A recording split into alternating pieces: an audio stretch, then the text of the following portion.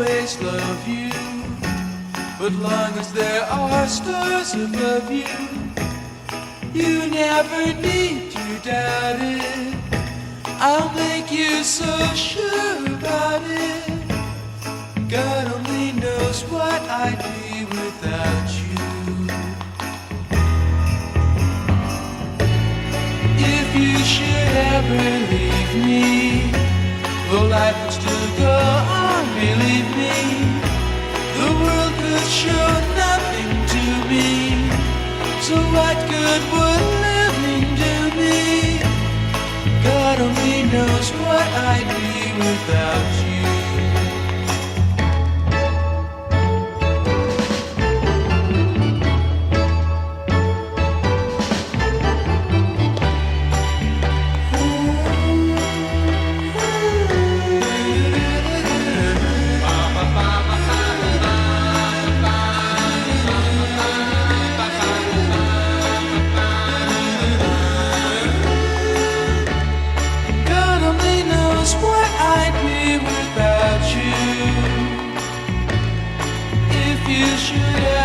Leave me, though life would still go on, believe me, the world could show nothing to me. So what good would living do me? God only knows what I'd be without you. God only knows what I'd be without. God only knows what I'd be. God only knows what I'd be without. God only knows what I'd be. God only knows what I'd be without. God only knows what I'd be without.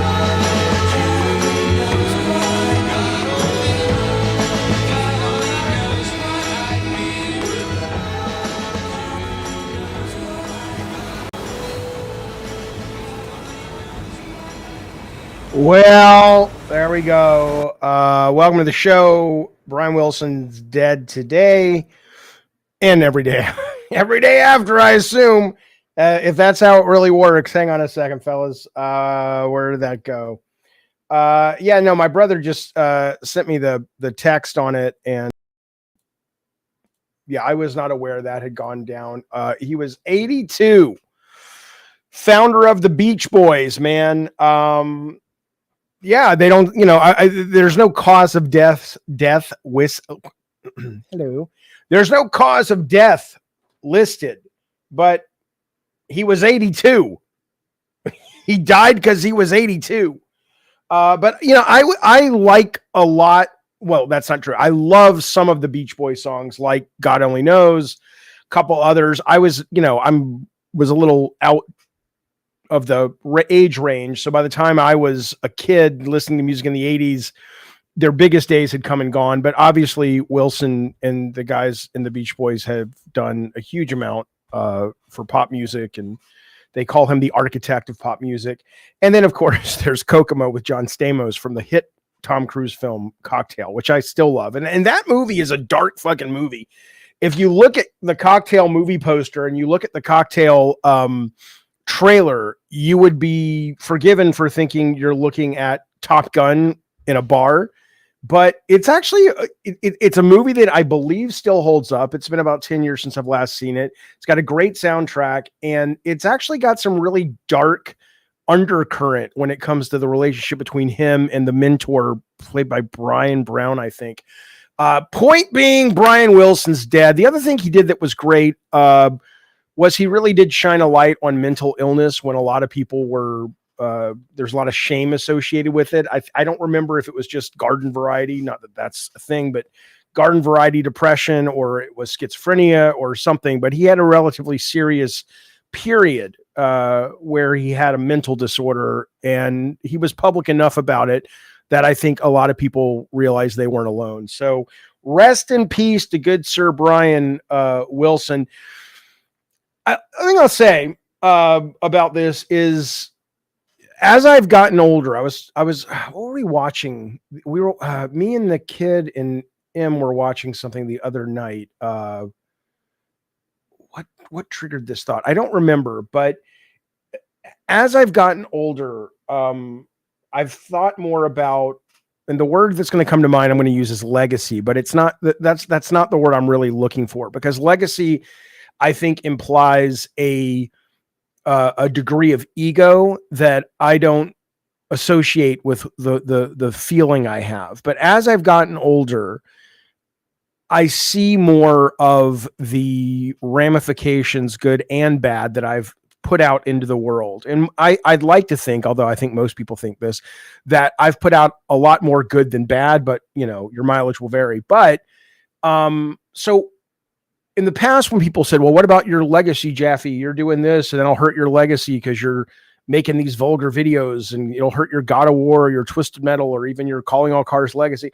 And I always thought, and still do, that they were asking the question from a point of ego. Like, don't you care how you're remembered? And that's not, I don't care at all about that. I'd like to think my kids and loved ones will keep a good thought when I go, hopefully a very long time from now, but you never know. I just stay away from the Bellagio fountains for a while because, bang, bang, terrible. Come on now.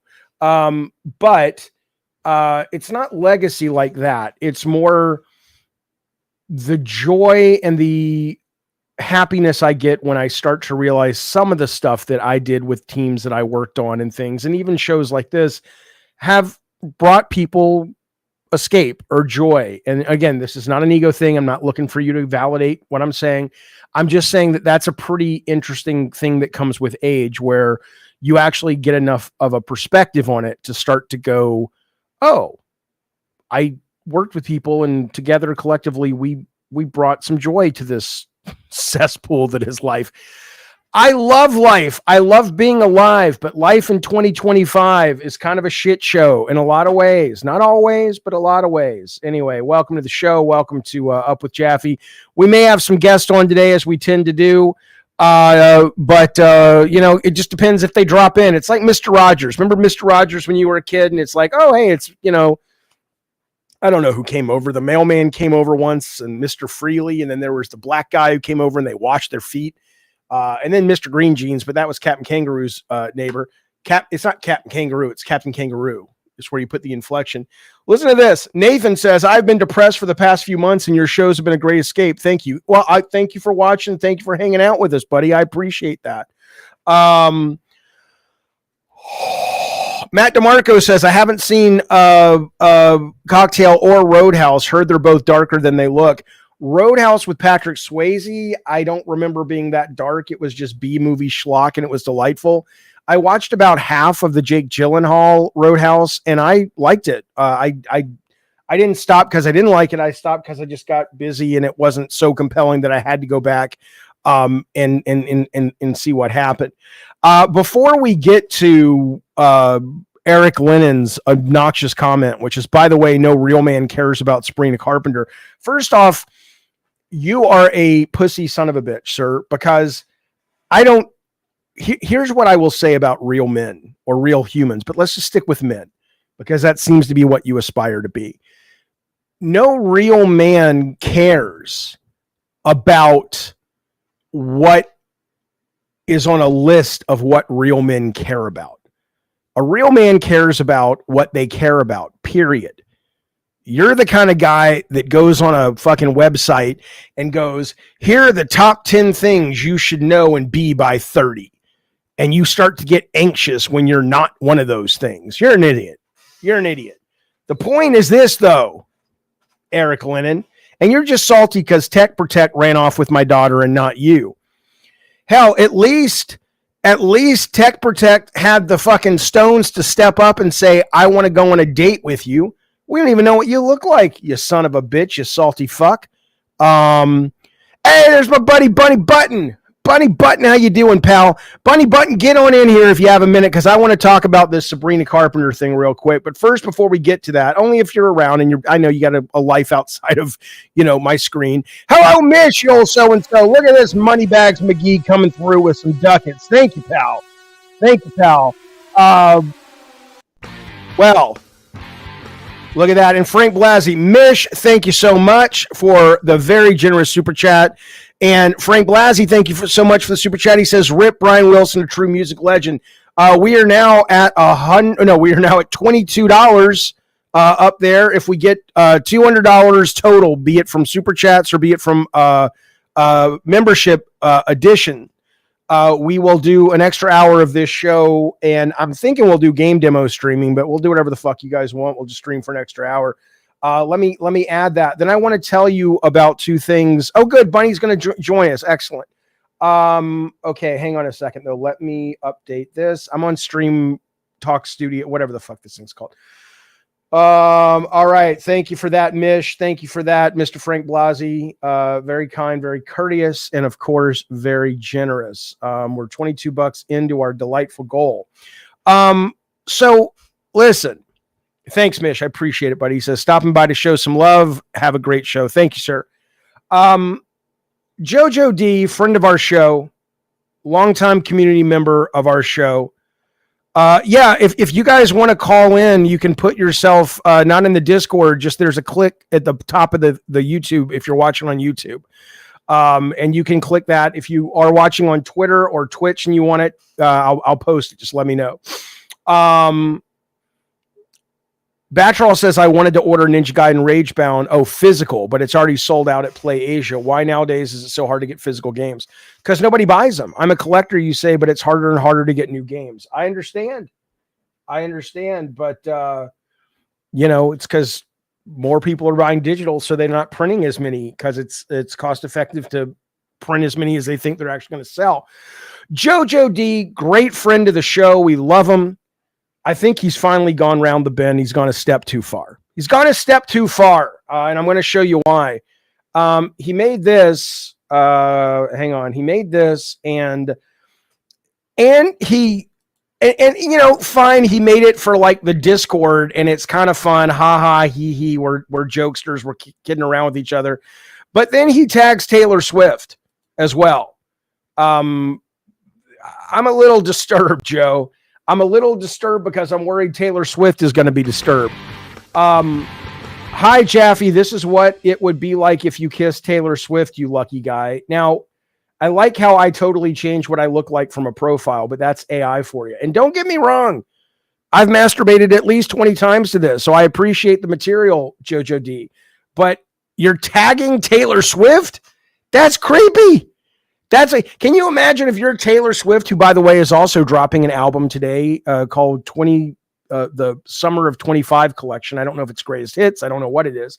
But can you imagine, hopefully it's not a greatest hits, and so hopefully it's not one of these kind of more somber folklore kind of thing. Because I like those albums, but I'm ready for some fucking fun shit. But the album cover doesn't look like it. But anyway, this is just going to be up all day now.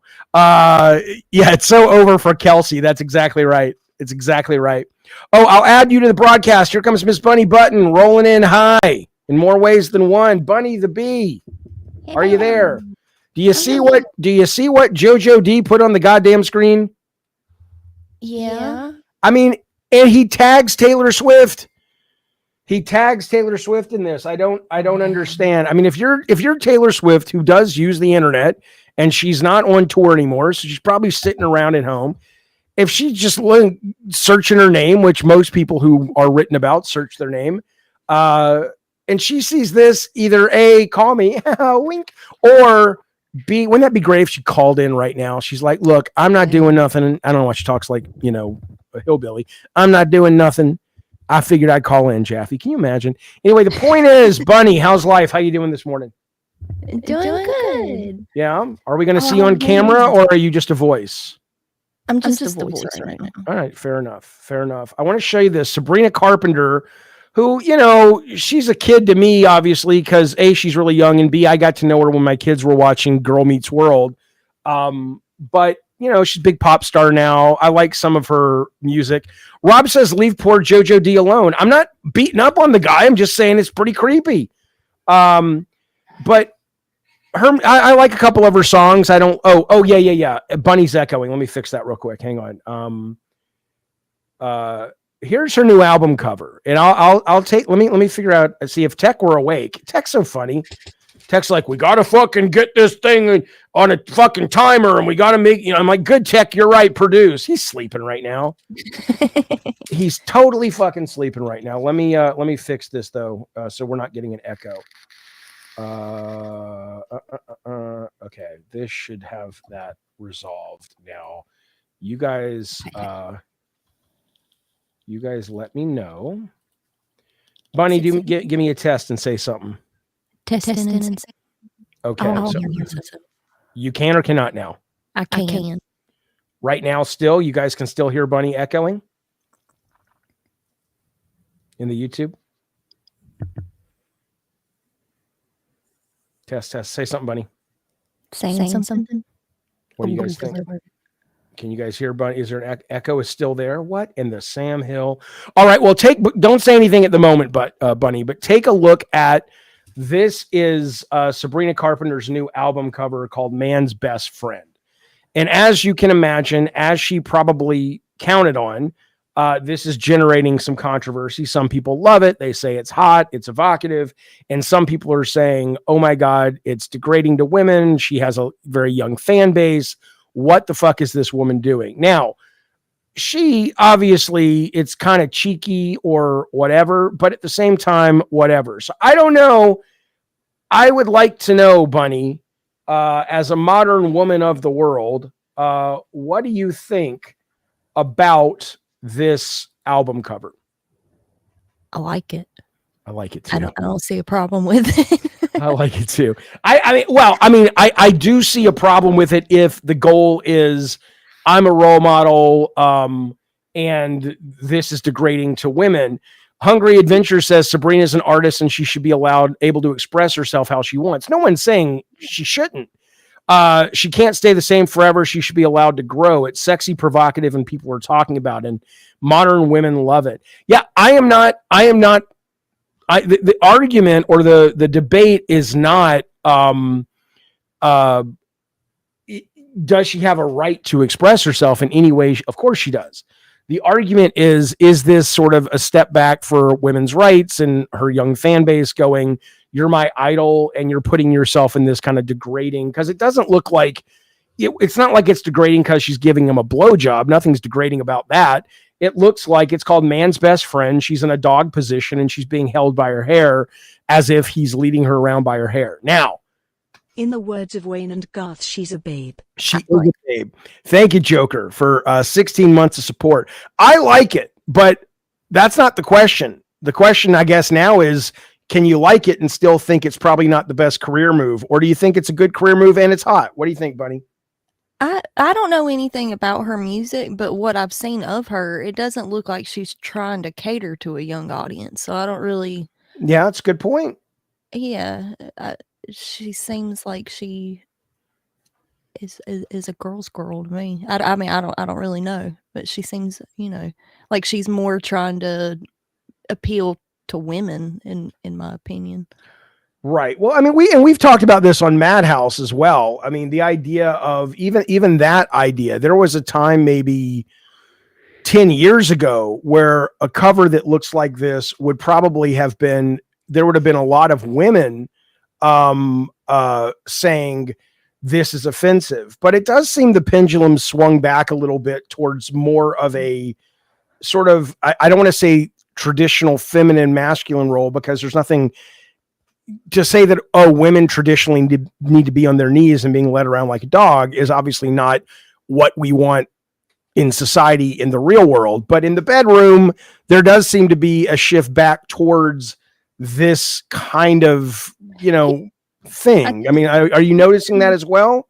Yeah, I think a lot of women have started to realize that there's a lot of power in being a sexual object. I mean, like being a sexual icon, not object. Like, using your sexuality, I feel like it's become more normal to women, and I love that.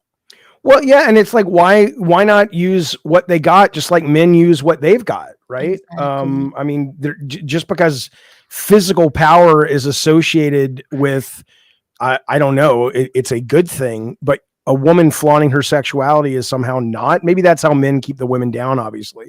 It's kind of like, look, that's the women's power. Let them fucking use it. I mean, again, I'm a fucking fan. I'm a fucking fan of the cover. I like it. Eric says she's alluding to being a bitch. Well, there is a play on words here, right? It's basically called man's best friend. And she's on one hand, it's like, look, that means a dog. Look, I'm in a dog position. At the same time, it's clear that's not what she's talking about. So I like it. Let's bring in Smog, get his opinion, and then I want to move on to talk about this bill in Texas that gets rid of LGBTQ clubs in public schools. Smog, you are on with me and Bunny Button. What's going on, champion? Hey, y'all. What's going on? We're talking about Sabrina Carpenter album cover, but we'll talk about whatever you want. What's up? It's fine. This album cover is fine. She can do what she wants. That's my opinion on it.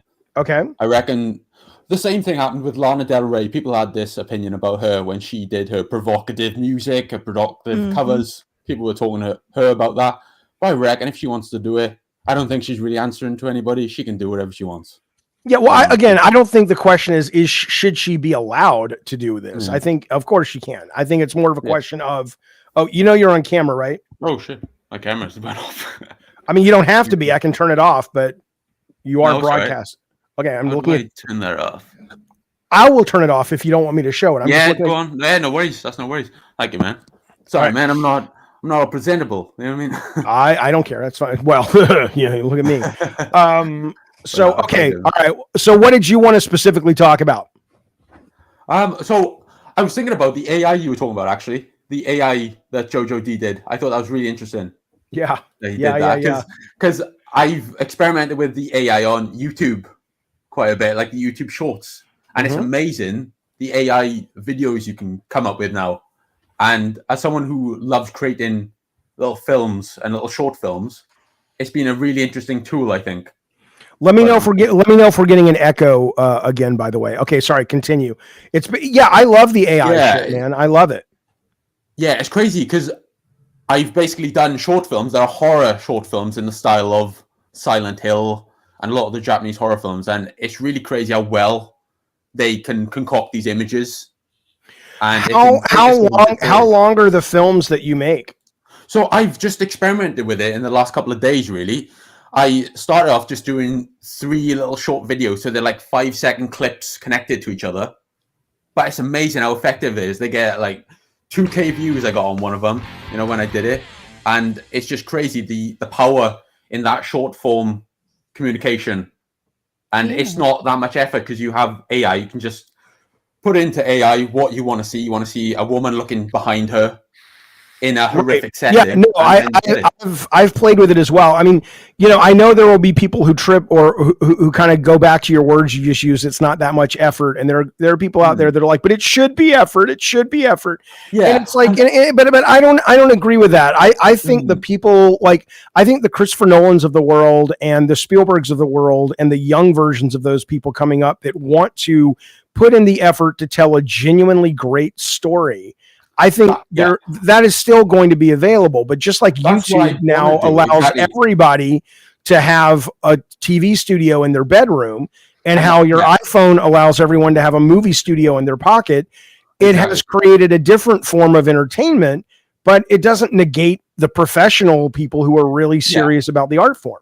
And don't get me wrong about this. I'm a novice. I'd love to be the next Christopher Nolan. I love making films, but I've only just started really doing YouTube in the last couple of months, and this is a great starting point for a lot of people like me that are just starting, I'm not technically that literate, so it's great for me to, I've been editing the last couple of months. I've been starting doing that, been creating little compilations on YouTube.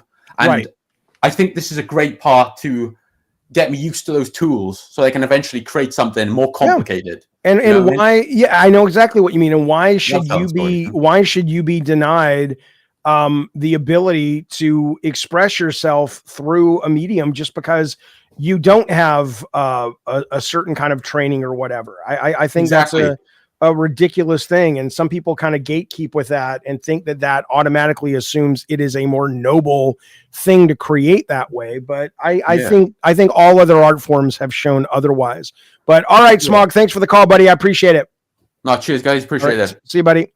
There he goes. Pompish says, I only buy physical games. That's cool. I appreciate that. He also says, well, guys, we've just seen where Jaffe beats his meat. Look, Look, I can't help it if Taylor Swift wants to kiss on me. That's a her thing, man. That's a her thing, man. Yeah. Tracy says, are you on weight loss medication, David? You're getting skinny. I don't think I'm getting skinny. I don't think the needle's moved at all. But yes, I am on Ozempic for some reason. I couldn't tell you why, given it doesn't seem to be working.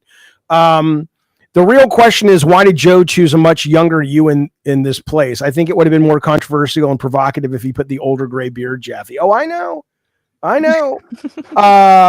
Zombie, we'll talk about that in just a second. We'll get to the riots and all that. But for now, let's talk about this bill. This is a bill that passed the other day. It's a bill that passed the other day. Oh, thank you, Tracy. She says, it's working. You're looking nice. Thank you. It's nice when Tracy will say something nice.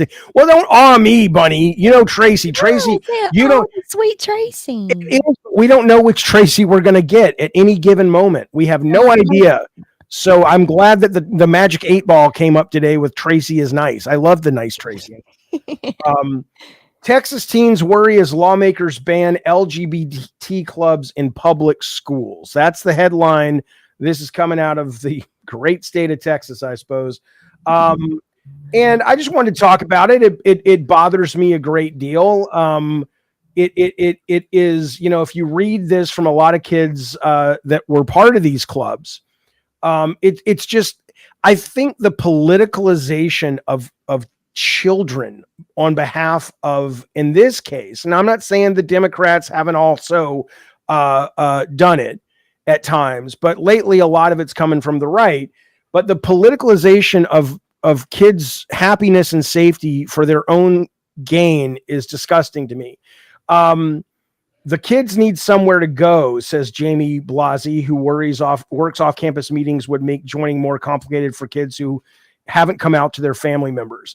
The teachers in the class basically say it's literally a space for these kids who couldn't come out at home or those who just enjoyed being around fellow queer people. It was mostly just supposed to be a safe, welcoming, calm space.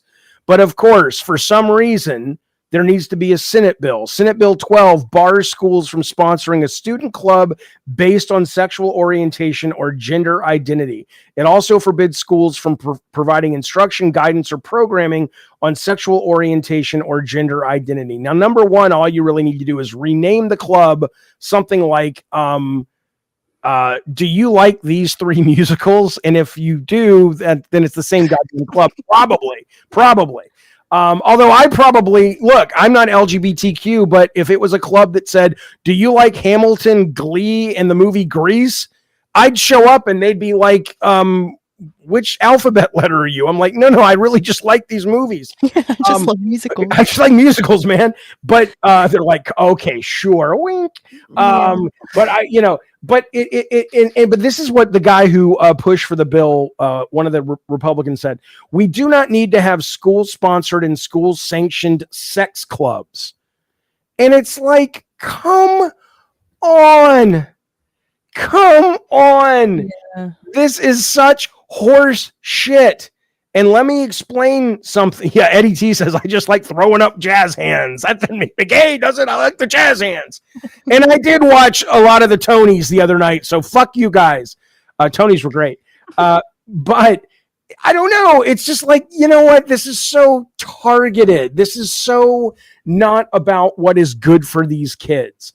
I mean, the number of people I imagine in Texas that support this bill that are not in the political world have got to be some of the Rob says, I just want to dance.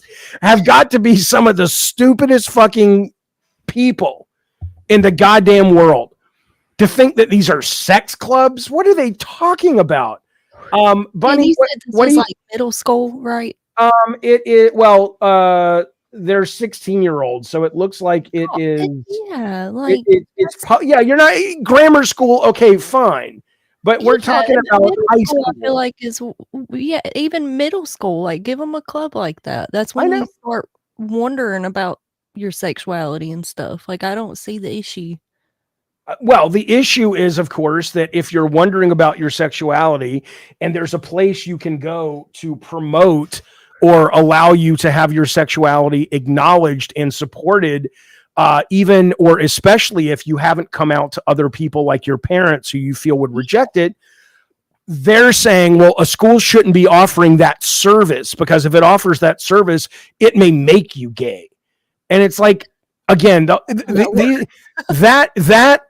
would that be so bad? I mean, what does it matter if you're a gay person? But that said, though, that line of attack from people who are anti-gay, that really has to stop because they don't realize how gay it makes them look, and they clearly are afraid of being gay. No one chooses to be gay or straight, Republicans. No matter how many classes you go to, it's not going to affect anything. So I don't know. I'm just bothered by it. I'm bothered by it. The issue is, says Ravenos, Jesus hates the gays according to the sister fucking losers. That isn't even the issue. That really isn't the issue. Because there's 1,000 things in the Bible that they've been willing to kind of look past that they do, and the Bible says you shouldn't do. So it's, it's not because Jesus said so, which I don't even think Jesus did, but even if he did, he was wrong. The zombie says school isn't a place to express your sexuality. It's a place to learn. What the fuck? Why would someone support a club for kids to learn about homosexuality? All kids wonder about their sexuality. Oh my God, zombie. First off, you should call in so we can talk to you, but I don't really recommend it because you're a fucking moron. Go ahead, Bunny. I don't see that this club is like during school hours. It's more than likely. Well, no, it's probably during, it's probably, but it's probably all the clubs. Like, it's club, in high school, it's like, on every Wednesday, every first Wednesday of the month is club day. And from 12 to 2, if you're in a club, you can break into clubs. If not, you stay in your homeroom. Oh, ours was like all just after school stuff. Or okay, well, but I don't even think it matters. It's school sanctioned, regardless of what time it occurs, right? But it's not like it's taken away from the education that they're getting either. Even if it was during school, like how would that be taken away from what they're learning? Yeah, according to Zombie, then we should ban pep rallies because that's not educational. Yeah. Lunch should be cut down to 15 minutes because how long does it take you to actually eat something? You're not in waiting. You have to click on the thing at the top, Zombie. If you're on YouTube, click on the thing that says call in and be part of the show, and that will bring you in. You should ban any kind of girlfriends, boyfriends in high schools, because that's not what school should be for. I don't want to see that. I don't want to know. I don't want holding hands in the halls. None of that. No prom, right? Because prom is, a problem, right? Because you're dancing with the opposite sex. Well, what is that going to lead to? So I'm sorry, Zombie. I think now maybe you're right and you're articulating it poorly, but the way you're articulating it suggests you have another bee in your bonnet, which has nothing to actually do with what it sounds like is what you don't want is kids of a certain sexuality to express that sexuality. You don't have a problem with heteronormative sexuality, and that's okay. I could be wrong. Maybe you're a fucking Puritan. I don't fucking know. I don't know what their take is either. Okay. Well, we'll wait for him to call in. Left Control says, I'm not gay. I don't care if they have a club. I'm not gay either, but if they want a club, they should get a club. Why the fuck not? Hell, if people want a club, straight people dealing with their girlfriends, boyfriends. It probably wouldn't have to be straight, but just in the case of this example, hell, high school kids could use a goddamn a club about how to actually be a boyfriend, girlfriend, and it's not what you see on the internet. Anyway, I don't know.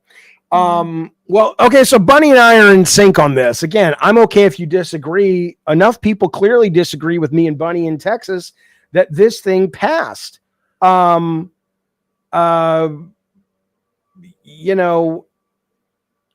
says, where'd it go? It says,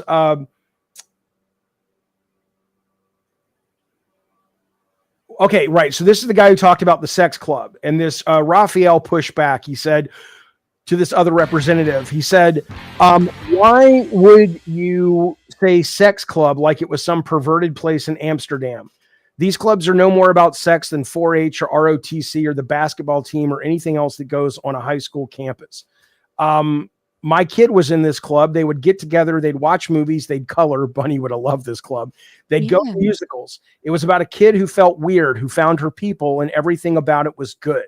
The guy who called it a sex club apologized, but he still went on to say, my sincere hope would be that there are other clubs and organizations in the school where those kids would be welcomed and at home, where they would be treated respectfully by their classmates. Well, good fucking luck. Yeah.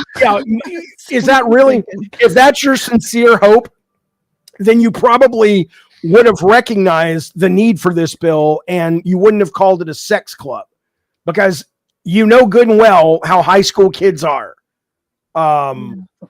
Jesus Christ. Can I drag you in from Madhouse waiting? I don't know. Let me see what I can do. Let me see, because I would like to hear a dissenting opinion. The link isn't working. All right, hang on. All right, zombies, hang on. I don't know if anyone, Bunny, can you guys, zombies, do a test. Say something. We can't hear you. Say something else. Okay, can you guys hear? Okay, can you guys hear Zombie or no? Bunny, can you hear him? I can on my end. No. You can. Wait, Bunny, you can or you cannot? I cannot. Okay, 1 second. Let me do that. Let me fix that real quick. I think I can make this work. I think. Okay.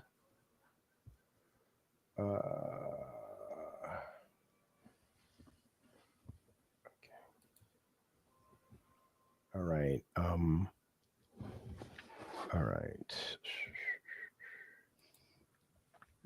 1 sec, Zombie. I think I can make it work. Okay. Right.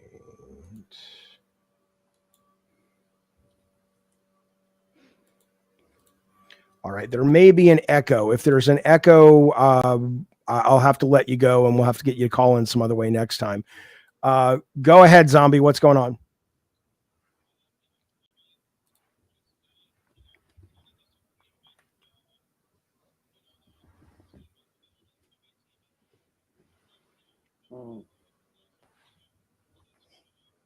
Boyfriends, whatever it is, that's fine. I have nothing against the LGBT community. But, when you're talking children in a school, having a club for that seems a little, I don't know, pointless to me. I mean, if a kid's curious about their sexuality, they could go to teachers or have a sex ed course in school to learn about those things and ask questions. But having, a club. Okay, but were you actually listening to this segment? The club is not, and even if it was, I wouldn't have a problem with it. But let's stick with your line. The club is not saying that you're going to come to the LGBT club and you're going to sit there and you're going to have instruction if you're a woman and you're a lesbian how to scissor. It's basically let me finish. It's basically a place because, as you know, and probably more so in certain towns in Texas, being LGBT in certain communities is a probably very dangerous and lonely experience, certainly for kids. And it's a place where they get together and watch movies and talk and meet each other and feel that they found their people. And it's a safe space for LGBTQ people. Perhaps what's the problem? Shouldn't the education be then for the people that are hateful towards those people? Why not have a segregation of it? Why not integrate all people together? Okay, so you're basically opposed to all clubs then, because all clubs are about putting people together that are into a specific thing. Right. Yeah, but why has it got to be based on sexuality? I mean, my whole thing is like, one thing. Okay, yeah, but so I honestly don't think you're listening or you don't care. It's not. Okay, well, listen for a moment. it's not Okay. when you keep saying it's based on sexuality, like they're going to go there and it's a makeout session and they turn off the lights and the kids just go for it, right? It's not Well, that. if I'm not gay, could I join the club? I would imagine you should be able to. Yes. I don't know why you would want to, but sure, why not? Well, But- what if I wanted to learn and then be friends with the people? You know, No, wait. It doesn't matter what you like or I like. These are kids who say, we want this, we need this, it's good for us. It allows us to meet people who are like us. It allows us to do things that we're interested in. It's a safe space. I appreciate that you don't like it. I also don't like how a lot of high schools value the football team over everything else. But you know what? I'm not going to try to ban the football team. Are you? Well, no, but listen. So here's my point, right? This is just the last point I want to get out. So, you know, I grew up in the 90s and, you know, it was different then, right? There wasn't this division, right? I don't like when a person bases their entire personality on their sexual identity, their politics, this and that, right? Okay. I want people to be able to have an open discourse. And if you disagree on something, go like, hey, this is my point of view. This is my point of view.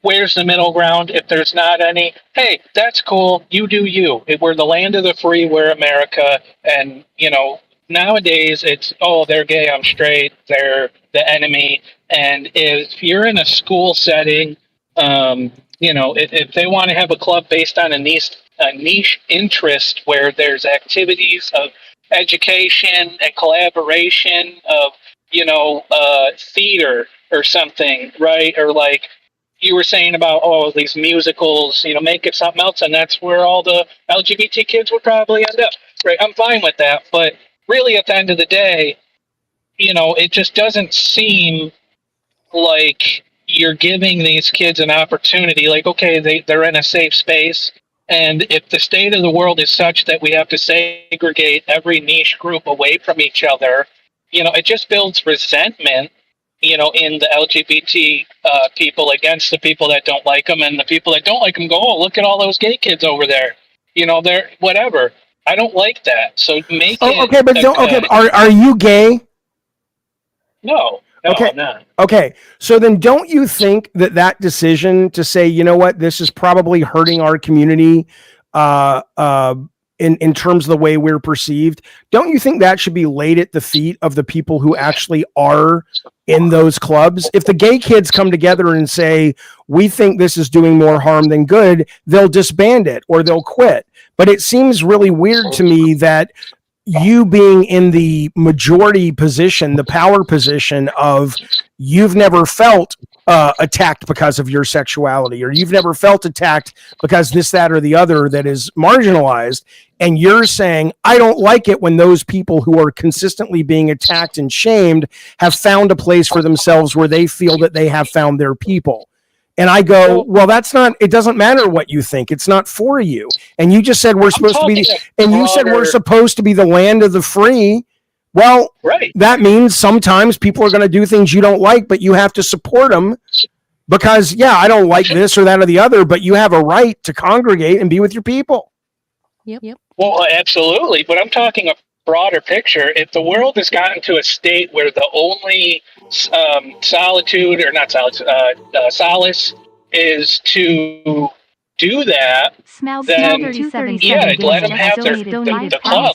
But I'm just saying a better way for just the world as a whole would be to integrate and to, like, why are they looked at? This is my problem. Okay, why are they looked at as like the other? You know what I'm saying? Well, because like, they are the other. They are in the sense that they represent a minority. Most people are not LGBT people. Okay, so in that way, I don't see it that way. I just see it. No, it doesn't matter how you see it, though. What? It doesn't matter how you see it. I agree with you. I've never had a problem with gay folks, but that's yay for us. We're evolved. But are you, if you see that, you should also see the statistics that these kids get bullied, they get marginalized, they're afraid, they get treated poorly, especially in certain areas of the country. And in that, if Right. your real battle is I want people to take care of each other and be kinder, then maybe you should be supporting not getting rid of their club when they need it, but starting another club about, hey, let's stop being assholes to people that are different than us club. I assume But why isn't it that? Why Well, isn't it you- that? And you then have- the well, why not? LGBT Well, community wait. that club. Why don't you make that club? Why don't you support a bill that makes that club? But don't get rid. Why don't you not get rid of their? Let me ask you this: do you think these kids are marginalized and treated poorly at times in certain parts of the country because they're gay? Yeah, I don't like that there's hate towards Okay, it. wait. I mean, listen, One at a time. So you agree with that, okay? So wouldn't you agree that until that gets resolved with maybe a club, but until that gets resolved, why not let them have the safe space that they need while other people are working to make people less assholes? Don't you think you're putting the cart before the horse? Well, sure. I mean, that makes logical sense, but is the world really in a place where that is needed? Of like, we have to put a separate LGBT club in place just for these poor kids to have. I'm not gay and you're not gay, but it sounds to me like it is. You know why? Because the gay kids are saying it. And it's not even needed necessarily. Look at, there's Asian clubs on campuses. There's, when I was a kid going to school in Alabama, there was like a religious club. People were all into the Jesus. We're going to kick the kids who are into Jesus out. Would you support that? No. Why would you not support that? You're basically saying, well, why do all those Jesus lovers over there get to have their club? It's making the Jewish kids and the Muslim kids and the atheists and the agnostics look at the Christians and go, they're a bunch of fucking losers. Why do they need a club? We should just have everybody come together. That's just called school at that point. If there's no clubs. Public schools, it's supposed to be separate from state and church. Right. I got into a big fight one time with a substitute history teacher who, and I am a Christian now, but, whatever. At the time, I got into a big fight with a substitute teacher who in history class said Jesus rose 3 days later. And I said, okay, now you're getting into theology. We're in a public school. But have religion club, right? Have, theocracy club and, have all those kids together. Learning about everything all together. Okay, yeah, sure. If you want to have just a religion club, sure, but you would agree get rid of any club that is a Christian club that calls itself, the Bible study club should not be allowed as a club. Not in a public school, absolutely not. No, that should not have existed. Well, in a public school funded by tax dollars, because there's separation of church and state. Yeah, but I'm talking about clubs. I agree with you that a teacher shouldn't be teaching that as the curriculum. But if kids want to break off and go on our club day, the club is funded by the schools. Yeah, but there's not funded by. Hold on, the club is not funded by the school. What do you mean? Like most clubs and schools don't have like a fucking federal grant. Okay, but it's fun. Okay, but it is funded. It is funded in the sense that school about his golf clubs. And like 6 of us. No, it is funded by this. It is. He's right. Not my high school. Yes, all clubs in my high school had no funding from like the school. Like if you wanted to do something with the club, you had to self-fund. You had to go and do your own. I know you're not listening. What I'm saying is though, if you have clubs in the school and they're sponsored by the school, which means if nothing more than you can use their classroom, you're using the power that the public is paying for. And if it's after school, even some teacher has to be there on duty to make sure the kids don't get in fights. Unpaid usually. It doesn't matter. Yeah. The point is it's still sponsored. So I will agree. That's a stupid fucking semantic position it's about wait a minute though. What I'm saying though is to Zombie's point, what I agree with is that if a teacher is going to stand up in a public school and it is a class on history and start teaching Jesus rose 3 days later, that's a problem. But I have no problem if there is a Jewish club and a Christian club. I would prefer, like Zombie says, there to be a theology club, but whatever. That's I don't really care either way on that. But okay, all right, Zombies. Well, I hear you. I really don't agree, and I think fundamentally maybe you'll come around to the right thinking here because these kids. Give last thoughts. Yeah, you get the last word. Go ahead. Go ahead. Okay, just last thoughts is. Again, anybody listening, I, support if you're LGBT or whatever, that's on, you do whatever you want, right? I got no problem with that. If the world has gotten to a state where the only place that these poor kids can feel any sort of comfort or camaraderie with their classmates, I think that's real sad, because a person is just a person, and if you got hate in your heart where, you know, look, I'm a Christian and I have friends that are gay. I don't care. I just see them as people. And I think we need to start realizing what we have in common as in humanity and as society, because it's a lot more than we do have different. And unfortunately, the political system in our country is designed to keep us separate, because if we band together, we would be unstoppable. Okay, and all that's great, and that's a nice bumper sticker, and you're not wrong. I think most people would agree with you. However, my question to you is this: who do you trust to decide if these kids feel safe? Because they're telling you they want the club because they don't. So if then that they should have it, man. I mean, that's my point. If that's the stage, they should have it, and I support them having it. But my whole point is, you know, everybody agrees with your whole point. We would love that to be. We would love to get there, but I don't think it's my place to tell a gay kid that his lived experience in a Texas town is wrong about the way he's treated by people who don't like gay folks, any more than I am in a position to tell a black person that racism is better or worse in America today for black people. Because what the fuck do I know? So I'm going to go to the experts, the people who have the lived experiences. Zombie, thank you, buddy. We appreciate it. We'll see you soon. Thanks for the call. All right, there he goes. There goes Zombie. All right, Tech, I'm going to go back into Talk Studio if you want to join us there with me and Bunny. Yeah. All right.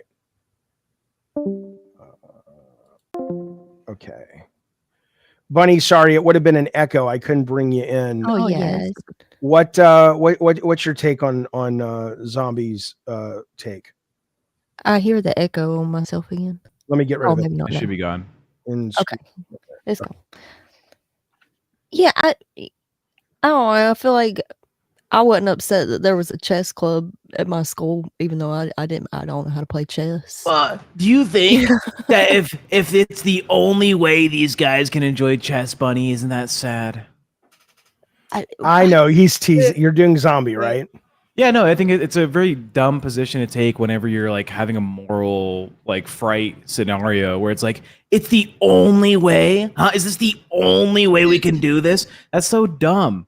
Like, oh, if the only way they can feel safe ever is if there's a club. Wow, how sad. No, it's just one of the options that seems very reasonable. The school's already there. The kids all go to the school. They all want to be together.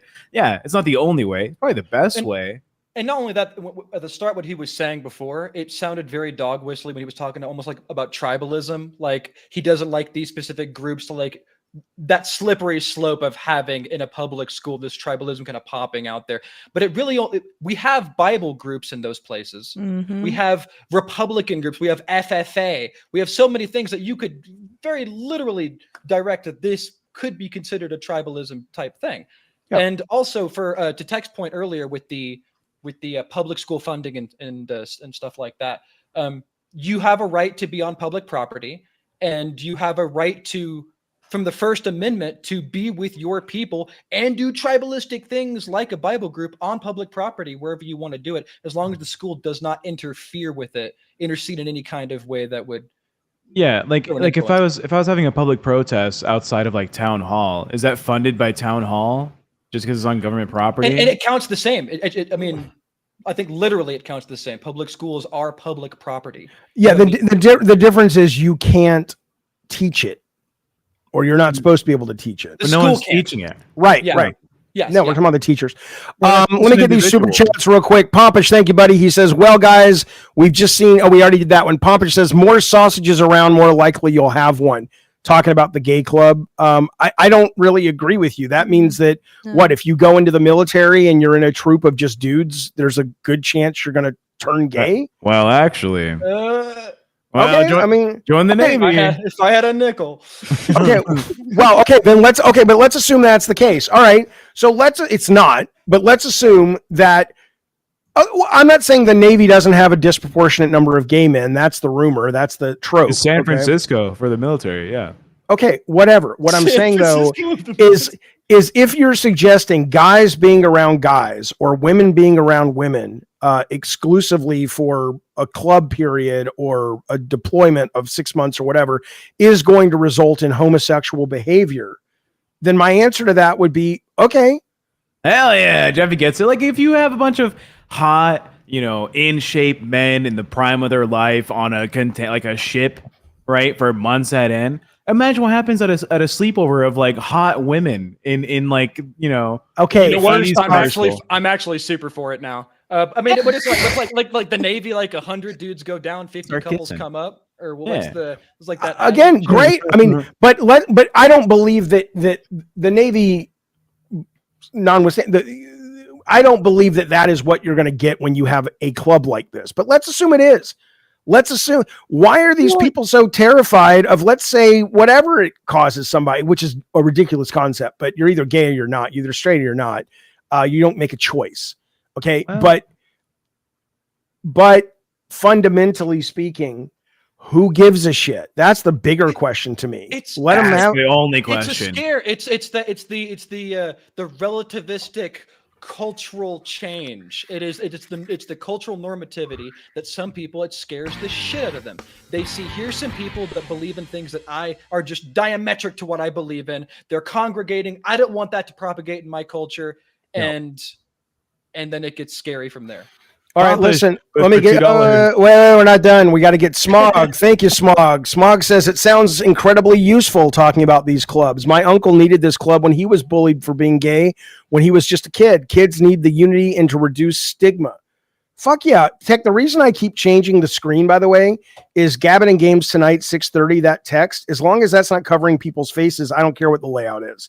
But a lot of times you put some people down there and you can't see their faces because I don't want to get rid of that, though. Now you just got rid of it. And you can drag it around if you want to put it somewhere else. All right. Yeah, Smog, I agree. Look, my brother was closeted until he wasn't, which I think he was around 20 when he came out of the closet.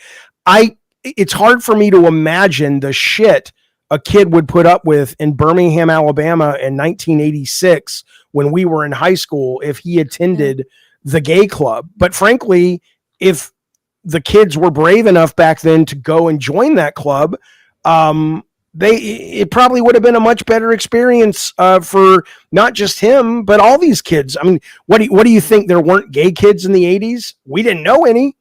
But now you're doing it again, Tech. What are you doing? Now we can't see you. I kind of like it. It's like the person that's talking goes, anyway, I have a question for you, Jeffy. Yeah. Well, hang on. So thank you for that, Smog. And then Pompish, thank you for that. I live in Seattle. I'm fighting off my gay urges daily. Hey, it's why I don't go to Seattle. I don't want to turn gay. All right, what's your question? So where's the line? Obviously, normativity isn't the line, but like for you, say where's the line for your club? Like, say there was a club that was like, we're called the 44 because we like 1944 and we're trying to learn how to be a better German racist or whatever crazy theme you could think of, right? I like how that needed so much buildup. You could have just said we're the white supremacist club, but it has to be specific. Germany, 1944. Well, I'm German racist. I'm projecting because I was in German club. So that was like, I'm projecting a little bit. It's like, look, yeah, when you read Mein Kampf in the original German, it's not so bad. It's not so bad. A bedtime book. This is called My Struggle. Yeah, right. I mean, the line to me is probably where the parents draw the line in a public school. I think if you, yeah. But, well, it's it's a very good question, actually, right? Because it's a question of what society at whole thinks is acceptable and healthy. And I think there are clubs that you could create where I would say, I don't want that promoted in my kid's school, even though I'm a staunch First Amendment. And if you can make a First Amendment argument that and again, I support the KKK's right to exist, although I despise them. I support the neo-Nazis' right to exist, although I despise them. If that same First Amendment total blanket applies to public schools, which I think the Supreme Court has said it doesn't, but let's just, for the sake of the argument, assume it does, then I guess I would have no choice but to also say, look, if there's 6 fucked up kids who want to get together and talk about how Hitler was right and play Kanye's new album all day, they have a right to do it. I don't like it. and hopefully there'll be a lot more kids who join the anti-fascist club. But I see your point, and I think but assuming that it's not a blanket First Amendment, then I think the parents do have to say what is normative and what is acceptable. And you're not wrong. There's probably a lot of communities in Texas where, even though we think they're morons, there are people who don't like the gays and don't want to see that in their schools and don't want their kids exposed to that. And that's a real fucking shame, but it's a very good point I hadn't thought of. You're right. I hate you. I love you. Oh, what are you, gay? Why don't you go join why don't you go join a fucking club? Just don't go to Texas. Join the Navy, Scorp. Anyways, we're going to say about being around Tech. Go outside now? What is going on? Get the fuck out of here. You gay. You gay. Who's going to this weekend? I'm going to this. Check it out. Let me put my screen up here. Scorp's not. Bars. You can't leave the house. Why not? Oh yeah, that's true. You would hate anywhere. This. Yeah, he's got the agoraphobe. He's got a touch. Be at a submarine underground and just fucking be with dudes. He's got a touch of the agoraphobia.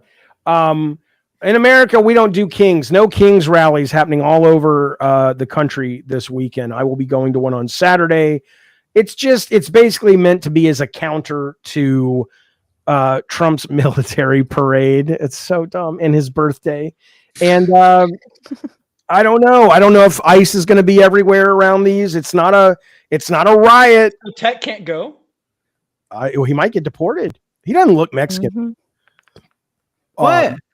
You don't look Mexican. And again, you are a citizen, but I'm not saying that just because I'm being anti-Mexican. I'm saying that because apparently people are getting sort of non-discriminately picked up, at least I don't think that's the majority of cases, but in cases there are people that are, sort of being, what's the word? Stopped. And what is it when they were stopping the black people in New York? Stop and frisk? No. Well, it was called something else. Racial profile. Racial profiling. Yeah. Yeah. And so, but no, I think you look more like the young version of the old guy in Up. Yeah, and you know what? You don't look Jewish. You can't say Jewish jokes. Whitewash his persona. I'm taking it away. I didn't think. There you go, Bunny. And listen, we should work on that. We're like one little Scooby-Doo level scheme away from getting him deported. Yeah, you know what? Jaffe sounds Italian. All right, no more Jewish jokes. Here's how I can make $750 right now by calling ICE Tech. Can you make money? Can you make money if you call ICE? Yes. Yeah. The money's been going down more and more and more. But yes, it was originally like $5,000, then $1,000, then since January, I think. Trump made it like a bounty system to report people for ICE. $100 in super chats right now, and I will call ICE on Tech. Fix my retirement plan. Right? No. They're not going to take you. Like I said, you don't look Mexican. You look like the young version of the guy in Up who made the balloon house. You do look Mexican enough. That feels mean. Saying he don't look Mexican. Technically, Mexican is one of Trump's policies he wanted to implement was the idea of remove anchor baby statuses and have them also be deported. Yeah. And technically, when I was born, my dad was illegal. He's not anymore. He's a legal citizen, but he wasn't when I was born, which means I would fall under that program he wants to institute. He can't do it right now, but he wants to. I am glad to say, though, that there is... Me too, then. Well. We got a super chat coming through with Texas Speech. One moment. It's our good friend Joker28, Moneybag Motherfucker, says this. Hang on. Be careful. Luigi Snitch did not get paid. I guess not. Well. Look at Joker28. Moneybag Motherfucker. Tech, please remind me to turn off this text-to-speech. $20. Yeah. Be careful. We read Luigi them. Snitch didn't get paid. Was there a text-to-speech? I couldn't hear it because I don't have. I know that's the thing. You can't hear it. The audience can. It's delayed. It really disrupts the show. So, Tech, please remind me to turn that shit off. But but what's interesting about Donald Trump, whether you like him or not, one of the things that people are saying on both sides of the aisle, 50% disapprove of him. That's up last month, 5%. It's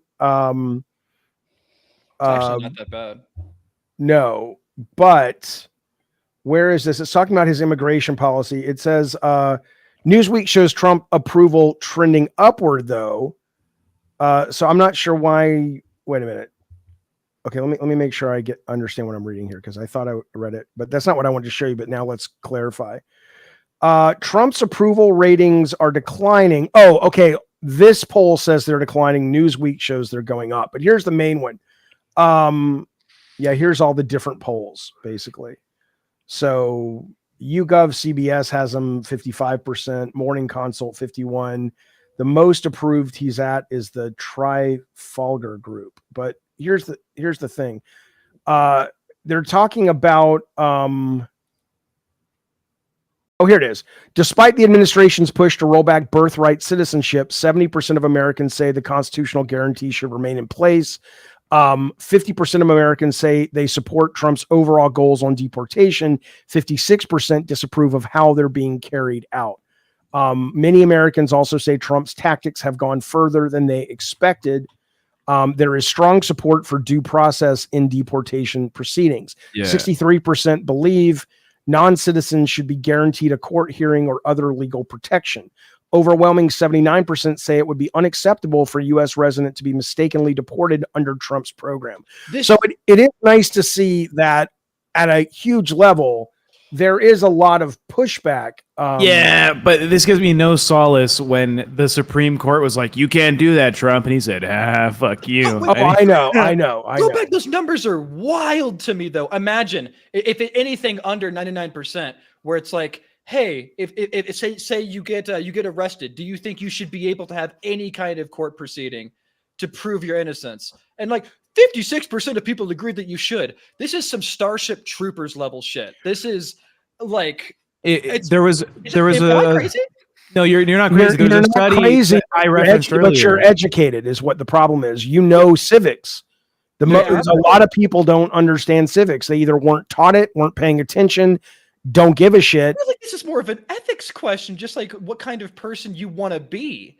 Like, a lot of people like to be led around. They like to, and that's not necessarily. Well, go ahead, Tech, do your part, and then I'll tell you what I was going to say. Yeah, Tuesday when we talked about the whole like Donald Trump like blind faith, I'm going to support this shit. There was a study I referenced where people who identified as MAGA, right? Like over 80% of them said the government should spend no money and should have no part in trying to provide clean drinking water to citizens. Like that is a you have to do it on your own, be American. The government shouldn't have an overstep. Very libertarian post neocon. Yeah, but if you identify as MAGA, it's like fuck everyone else. If you don't have clean drinking water, that's on you. Even myself. Taxes that go out, if it doesn't go to what I want it to go to, it shouldn't be taken out. Yeah, it's such a crazy claim to say like. But where is it coming from? I was stunned in like 2020, or maybe I think it was around 2020, when we saw a study that said over 50% of high schoolers think the government should be able to censor the news media. Like they're not getting it, right? And one could argue that, well, yeah, but you know what generations care about changes. And in that, okay, well, that's what kids think today. But it's, we're over 200 years where at least morally and ethically, we're supposed to play by these specific rules that we fought for, died for, blah, blah, blah. And the fact that people are like, well, let the government do that. Or, yeah, well, if they get picked up by Trump, they must be doing something wrong. I don't want to pay for a trial. Just send them back. And it's dangerous. I mean, Trump's biggest power is the apathy of the American people. But again, apathy is one of those things, right? Trump's biggest power for the American people is ignorance, right? It's ironically the American people being the American people being ignorant right now is right. But why are they ignorant? Because they don't. But wait, why are they apathetic? Because they don't know they're in danger. They think everything's fine. So fundamentally, it's lack of education, then, right? Yeah, but I think it's not just education plays a big part of it, but like the ignorance of like how complex the world is to ever make any claim that things were better and we should go back to those better things, even 50 years ago, is stupid. Yeah.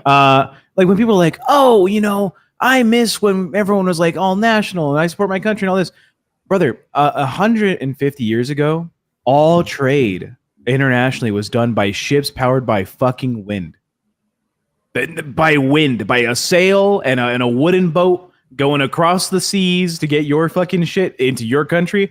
That was 150 years ago. When we look at like other countries like Europe, right? In Europe, like England and in France and all this, and they'd be like, oh yeah, historically we have this like culture. America is so fucking young, and our current nation, our current world is so complicated with the internet, with planes. Planes are cool. That's a new thing, guys. Humanity is old as fuck. we're all struggling to understand how every puzzle piece fits together to make a better world. And there's more actors on the field to be able to come up with a solution.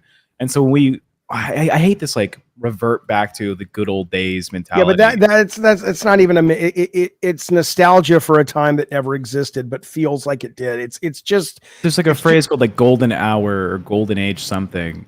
It's performative and it's meant to manipulate. No one, unless you're just would it be great to go back to your childhood when you were taken care of and everything was easy because you were a kid? Sure, that would be great, but that's not going to happen because that's not the real world. But politicians will utilize that tactic to market that to get votes. Oh, Trump promises, Biden promises, we're going to go back to that's when they use all these stupid little phrases like, oh, the husband and wife sitting at the kitchen table going over the bills. How are we going to pay for this? Like they paint these images that are Rockwellian. And I mean, Norman Rockwell, not the hit singer, one hit wonder Rockwell, who's saying, I always feel like somebody's watching me. The reason that was a hit was, of course, it had backup vocals from Michael Jackson when he was at the height of his fame post Thriller.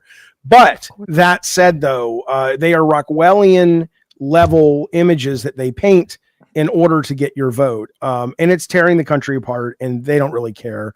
But you know what I care about, you guys? Well, this is what's happening, I think, in LA right now. I think this is live. Yeah. These are the police, though. At least the police, I'm fine being there. I do think some of the people have gotten out of hand, but I also think that the LAPD has not shown that they can't handle it, and it's disgusting. But we've talked about that to death. Let's talk about this. We talked about this. Florida's plan, thank God, to replace this is, oh my God, you guys. Florida's plan to replace migrant workers with children falls apart. Thank God this was shot down in the Senate, and it's pretty much dead. But I want you to just read some of these delightful quotes. The Republican state senator Jay Collins sponsored the bill, and here's his logic. We should let them say what's best for 16 to 70-year-old kids. That's what we're saying by this. The whole bill is about parental rights, he says. What a moron. It's like the idea that these companies now, if this were to have passed, were not going to take advantage of this and take advantage of the poor and you think a parent wants their kid to work overnight? No, but if they have to put food on the table, that's an option. And the idea that this is not about getting companies to have cheaper labor as immigrants pour out of the country is horseshit. Governor Ron DeSantis said during a panel in March, why do we say we need to import foreigners, even import them illegally, when, teenagers used to work at these resorts? College students should be able to do stuff. What's wrong with expecting our young people to be working part-time now? I mean, that's how it used to be when I was growing up. That is not what this bill is about. No one is saying we don't want kids to work. What this bill would have done, the bill would have permitted 16 and 17-year-old kids to work overnight on, meaning you can work at 4 a.m. You could hire a 16-year-old high school sophomore to work overnight on school days and work longer than 8 hours a day before school. Some 14 and 15-year-olds would also have been allowed to work those hours. This is not working at the movie theater like I did when I was a teenager. This is not working at the fucking mall, selling hot dog on a stick. This is exploitative shit, and it should have been shot down. But I only bring it up because I wanted to give you the latest, especially because we were talking about this yesterday. Now, this is different than the agricultural bill. Yeah, baby. Love you. I love you too. Text me when you need to get back, okay? Have a good class. So yeah, I don't know, but I wanted to bring that to your attention. Any thoughts on that before we move on and watch the Superman trailer? Do you not think that the opportunity to work if you're like an impoverished individual, like a family, should be allowed? I think that it should be.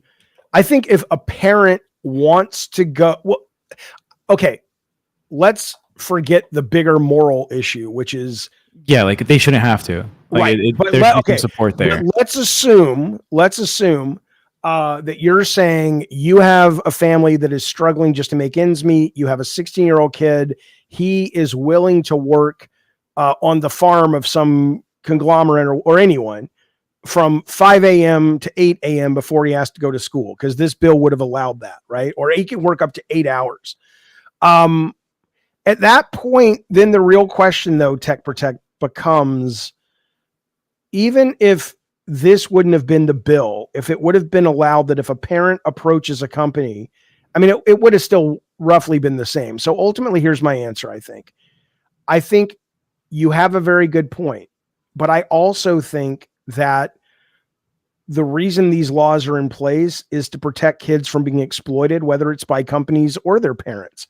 If you have kids and the only way you can make ends meet is by having your child get up at 3 a.m. and work a fucking farm job until school starts, then maybe it's a more of a conversation to be having with Child Protective Services. Yeah. Because maybe you're not really doing your job as a family.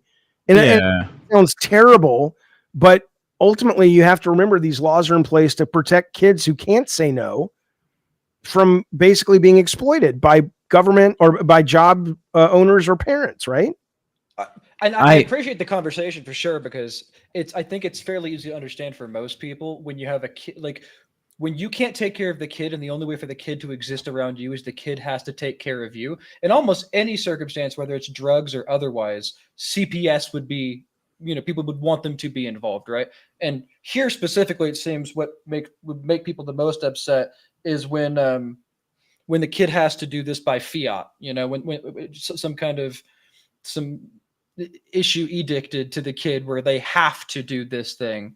And I personally think a kid's responsibilities are different than that. I think the country thinks that a kid's responsibilities are different than that, and what their parents can actually say they have to do.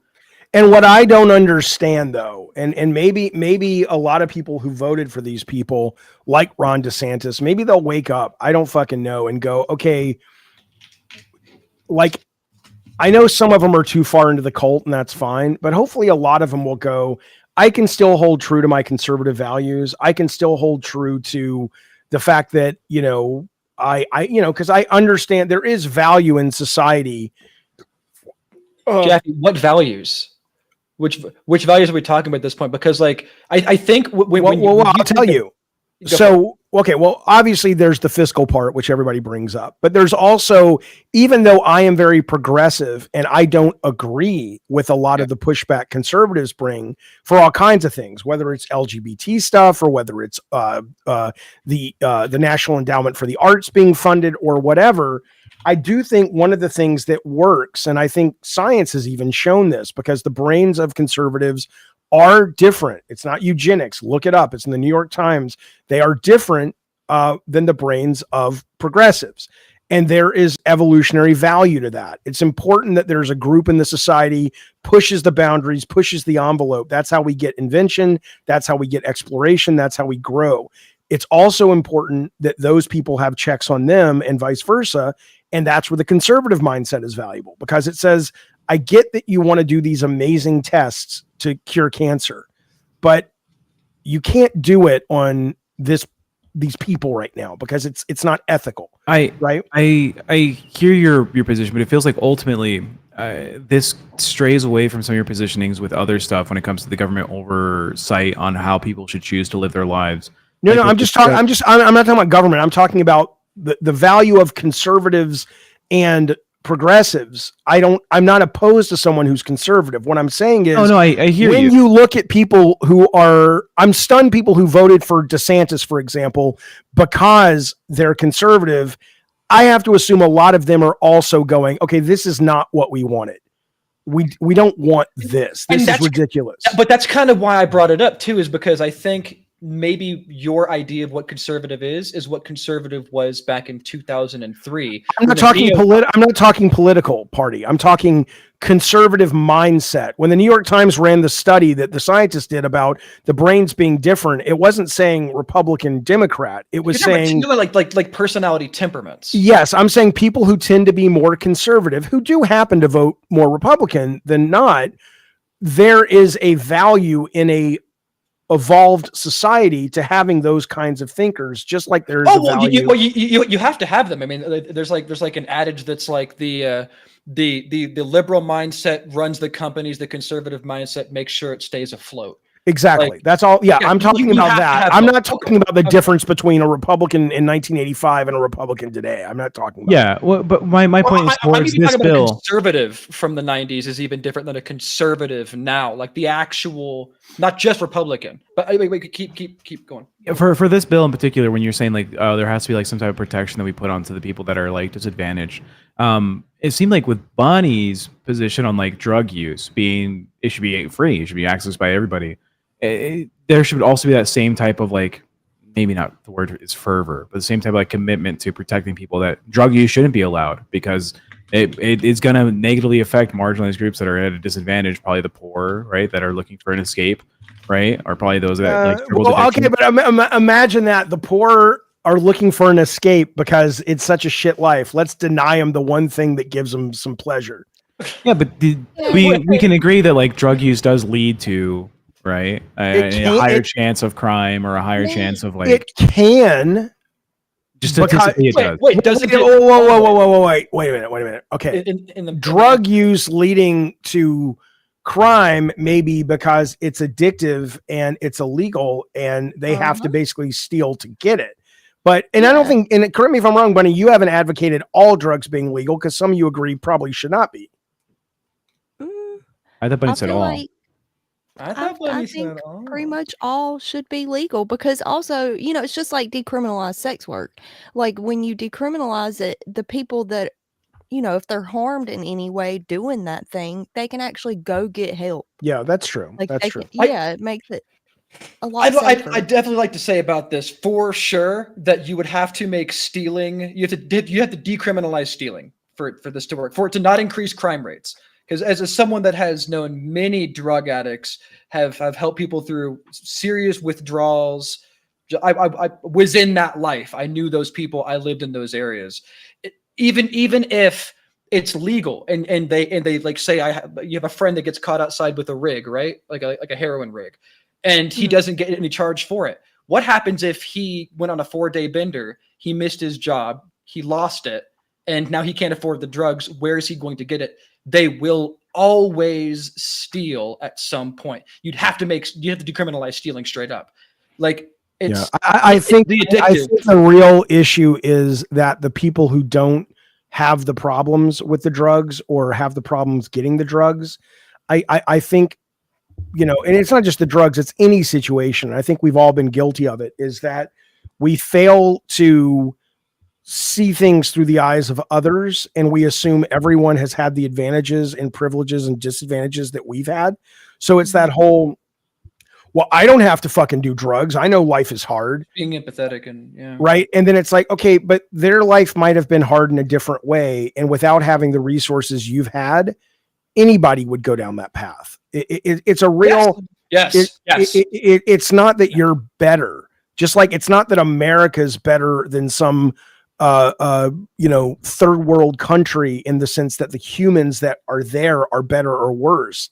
It's that we were born into opportunities that other people weren't. And it's like people don't recognize that. And I think we should always have that filter that we see things through, because it allows, I think, for more valuable decision making to be done. But when when we have this line of like reasoning for making changes to like public safety, almost it seems like we have to be empathetic, but we also have to put like some type of autonomy on like the responsibility that these people would have for themselves. Like we can be like, oh yeah, it's sad, oh yeah, they had traumas, but like it's also their responsibility to not fuck up. It's their responsibility not to engage in crime. It's their responsibility not to miss their job and become even more impoverished. And it's like, well, yeah, we should help them, but like they also made a decision. Well, okay, right, I get it, but I think I see things. I see things at a. I'm not saying I see things different, like I'm some visionary. I don't mean it like that, but the way I view fellow humans is, I do see a sense of that we're all the same in so many ways, and that the idea that, and again, maybe it all goes back to growing up with my brother, who for a very long time, thank God not anymore, was dealing with severe chronic depression. And I saw so many people trying to tell him, just buck up, pull yourself up. You got to work. I know you, trust me, you'll feel better if you just get out there and do this, that, or the other. And I saw one of the most intelligent people I know and have known who understood everything they were saying. And he could debate and discuss them under a table, any day of the week. But he just didn't have the brain chemical mix at that time in his life to have the ability to be responsible in the way someone who has no experience with what they're going through was telling him to do and asking him to do. And so the idea that anyone looks at any other person and says, this is what you should do to be better, to be happier, to fix your problem. I don't mean that everybody has to get rid of their responsibility and just kill people and whatever. But I do think we've gone way too far to the part of the conversation where people are just not being empathetic to the point that they assume everybody has had the same life they have. And in that, they make decisions that are actually more harmful to these people that are suffering, is what I would say. Let's watch Superman. Let's watch Superman. But I think people, if you're out there and you choose to engage in drug use or you choose to engage in sex work, you have a responsibility. Whoa. Yeah. What does sex work have to do with drug use? Well, so there are corollaries with sex work. Yeah, these are both markets. Exploitative systems. Yeah. But you know what does prevent you from, maybe not prevent, but a slight deterrent from entering in these, maladaptive activities is watching Gavin Gates tonight at 6:30 PST and possibly super chatting to the stream. Wait. Maladaptive is what? Being a sex worker? Well, you can have some adaptive properties to the lifestyle that you are thrown into. Or let's say you go broke and you end up going somewhere, right? You end up going to like Portland or something, and you're around a whole bunch of wonky people, and you get addicted to drugs. You don't need a PhD to sell your asshole. I don't know any other way to say it, but it's when your asshole looks like mine, you need a PhD and a PR firm. You need a PR firm for your asshole. Yeah, and for those in the chat, like it may not be on the buses, and you just drive by. For those that don't know, I don't have the vocabulary like Scorpius. He loves big words. Maladaptive, by definition, is not providing adequate or appropriate adjustment to the environment or situation.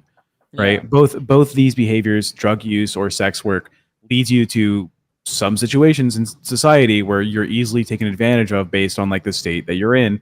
If you're like so does working for a corporation. I mean, but again, like right now, currently there is no like framework for engaging in safe sex work around the country because it's illegal mostly. Oh, okay. You're talking. Okay, whereas there's like OSHA laws for like work. Okay, yes. So you're talking about the fact that because it's illegal, it leads to exploitation. Sure, that's a problem.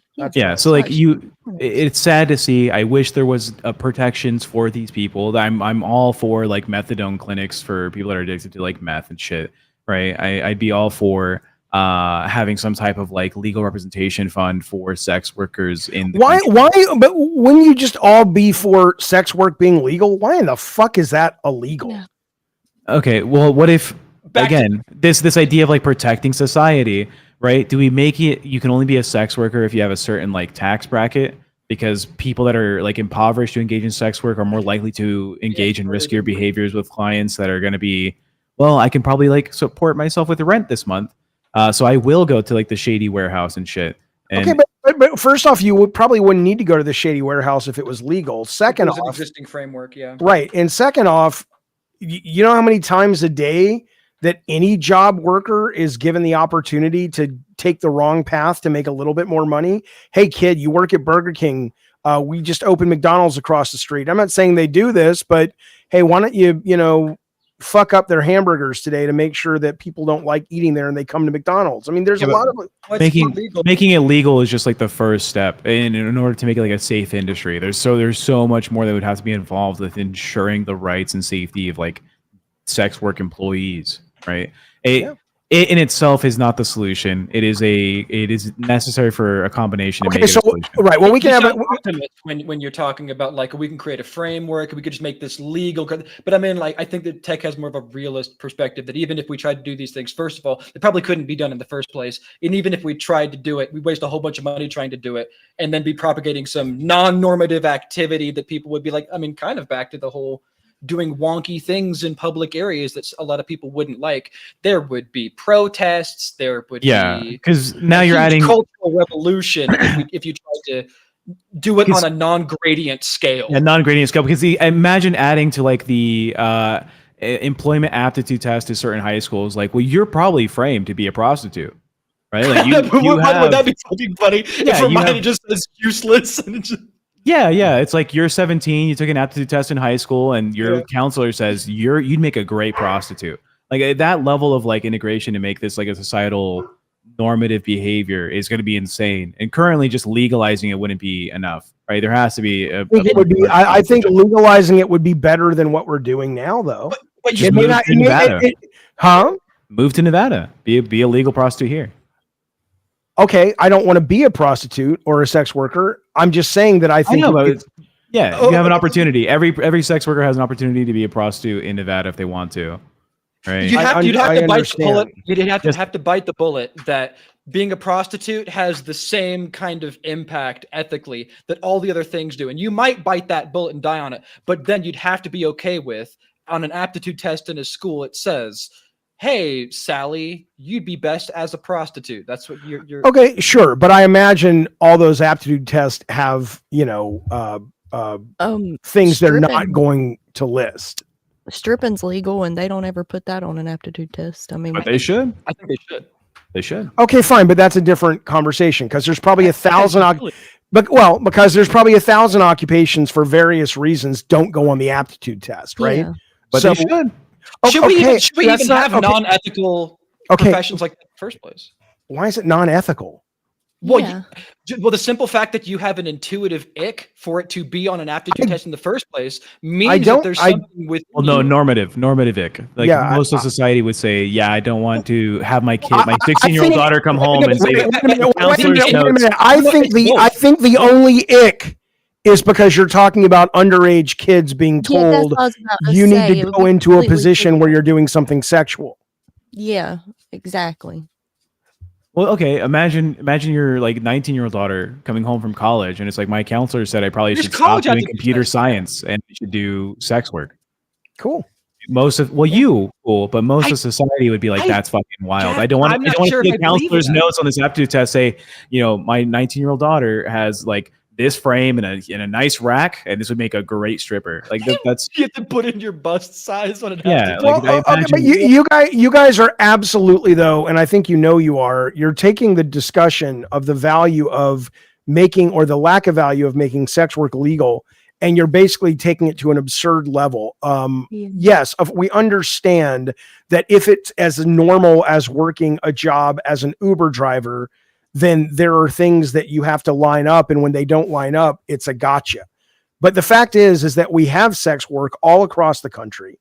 There are people who are being exploited. There are people who are being trafficked. And while there may be an edge case down the road where someone has to deal with what goes on an aptitude test, even though there are plenty of jobs that are never listed on aptitude tests, I think a bigger problem to solve is if we were to legalize it, it would be safer for the workers. It would be safer for the clients. It would stop a lot of sex trafficking. Those are real things that could actually get done. But you guys are choosing to swim in the water of this isolated edge case that may or may not ever come to fruition, and you're missing the whole value of the discussion.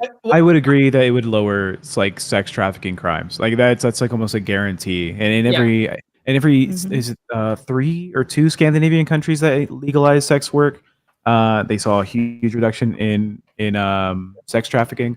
It seems like it makes sense, right? My point is, if you have this opinion that and I know we're bringing it back to kids, like kids shouldn't be allowed to work because like they're going to take advantage of the impoverished, right? Do we not have the same sense of like sex work is going to have a huge disadvantage, or like they're going to take advantage of the impoverished to engage in sex work?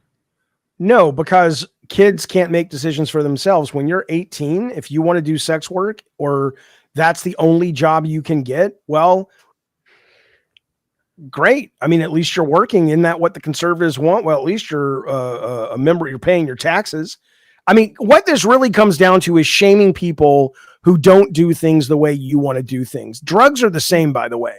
It's basically, think about it. It's basically going, if you're not what we have deemed to be what you should be aspiring to be, which is wealthy or on the road to wealthy or just a worker that makes other people wealthy, and you have a shit life, but drugs can make your life better, or being a prostitute or a sex worker or going to a sex worker, like imagine these incels, right? It's like, what do you, let's just take sex work. Let's stay with sex work for a minute. What are you telling the incels? You're not, women don't need men anymore in terms of to get by. Like, so that door is closed. So you better fucking looks max the shit out of yourself or you're going to die a fucking lonely virgin. And we're hang on. And we're not going to give you the legality to just go to a sex worker and get your rocks off because nope, we're going to close that door. You have to be like us. Go to the gym, eat better, look better. Oh, you're depressed and sad and you've been dealt a really bad hand and no one there's to help you up. Don't have drugs. Do it like I did it with all of the help that I had. I think it's cruel. I think it's elitist. I think it's gatekeeping. If you don't want to go to a sex worker, don't go to a sex worker. If you don't want to smoke meth, don't smoke meth. But the idea that we're telling people you can't have the escapes that you want, we would rather keep you desperate and keep you in control so we can tell you where to go to work. I think it's cruel. I think it's bullshit. But there's a big difference between, say, working a minimum wage job and prostitution. Why? On the line, meth. Why? I've never done. I don't think anybody on this. What? I can explain why. Okay. Because meth hurts not just you, but the people around you. No, we're not talking meth. We're talking. You said sex work. I'm taking sex. No, I said meth after I said. Okay, move meth for a minute. Because you brought up drugs, so that's why I want to stick to the sex work because it's a cleaner conversation. So, perfect. So for sex work, it also hurts the people around you because the current framework that we have, exploitation, child sex trafficking rings. But we're saying that if it's legal, that would help reduce a lot of that, not the child sex trafficking. I would say if you're going to make it legal, you got to fucking full forehead that shit. You can't just pussyfoot around. You really what does that look framework. like? You have to create. I mean, everything from normative cultural changes in the media to an actual but wait a minute. Everything. It's like safe haven. You're building a wall to prevent it from happening. Do I think that society, when something is legalized, will eventually come around? Okay, but ultimately though, you can't make it normal and then it gets legal. That's like saying make people like black folks first and then they'll get their rights. In the 60s or the 1800s. But the marches were to make it more normalized and for people to speak their truths. Well, those are two separate things. Those are two separate things. March to make it more normalized. No. March to speak their truth. Yes. March to show how pissed we are and how we're not going to take it. Yes. But the idea that we're marching to make it normal, what marches? Isn't that the idea of like gay pride rallies? You think the people in Birmingham didn't know there were black people around them? Oh, but thank God a march has happened. Now I know. What are that? That's a black person. Because the march isn't just for the people that are in that area, especially for these, like when television was created and everyone could see this stuff, it's to tell other people that are not in that area, hey, this is something that we want to be normative and we want the lawmakers to pass. And when the lawmakers go, oh, there's more than 6 people that want this, maybe my job is threatened and I'm not going to get reelected. Okay, but then you're basically just saying there's enough constituents who demand this, sure, but that still doesn't make and it pops them out there so other people can see it's optics. It's completely just fine. Optics. But you're saying it becomes societally normative. I think there are going to be people to this day that still say, I don't think blacks are as good as whites. We know there are people who think that, right? They're called racists. But that's why I said more. Okay, fine. But regardless of how many sex workers march, ultimately, if we legalized it, what would the harm be? You're saying it harms people around you. Well, okay. When I'm saying for me personally, I'm speaking from a point of everybody, different groups, right? Different people that would be contrarian to the things that you're saying. Here's their perspective. Okay, what is their perspective? Ethically, it can degrade society because you have religious people, you have, which is kind of wonky, by the way. There's a whole other argument how we can have that sex work is okay in the Bible, but you have the neocons. Right, you have the libertarians would be kind of okay with it, but fighting the super religious people that are like, we don't want this to happen, and you should try to convince them and swap as many people over to you if you want something to happen. But I mean, you're not going to convince these people of anything. The fact is, gay marriage, you didn't convince the evangelicals. Hell, Sorry, go for it. They still don't agree with it. In fact, there's a evangelical church is trying to make it so that gay marriage is. I saw this today. It was like, I think it's already not allowed in the evangelical churches, but there's some other thing they want to push. The idea that you need to get their buy-in, I think, is ludicrous. I think it's absolutely ludicrous. No, it's helpful to do it when they're at a younger age, and I don't want to say it's like more like indoctrinating, but it really is. If you have people that are going to be ensconced in their 30s and 40s and 50s, the group in that environment, it's going to be difficult to change their shit, right? But you don't need to change their shit. Like Mennonites. You're telling me, at a young age after they started this conversation by saying though that sex work degrades the quality of life for people around sex workers and people who go to sex work. It can and sometimes does because so can any job. I worked for Sony for 20 years and I worked my ass off and I wasn't home enough, and that probably impacted the quality of my marriage and to the point that I got divorced. That wasn't the main reason, but so what? Working in video games should be illegal? No, but there's not sex child engineer rings, like no one is talking about legalizing child anything. Yeah. Well, fine, just general prostitution rings anywhere. Then you can, but you have to admit there is a difference between the areas around prostitution and the rings around those and more normative jobs that make white collar money, white collar type jobs. How in terms of like the how is it different? You're saying you have to admit it's different. Well, you have to admit that even the areas that they exist in look different. You mean physical spaces? You could say fiscal. Isn't that because it's illegal and it's forced to go underground into places that I think one of the positions Swarp is having is that there has to be an acclimation period before this becomes just like a bull pushed into policy type of in terms of utility. That's smart. That's just smart, and we've been doing it for the past 50 years. Look, I don't, however it gets done, it gets done. It doesn't matter to me if it's like what ended up happening was we needed 20 years of marching. If you're just talking practically, if you want to get the bill passed, you need that. Okay, fine. That's my argument. But I don't think whether or not that I think is on any given day, depending on the political winds and who's in office. Okay. That will be a more measured take on how to get it done, or it won't be.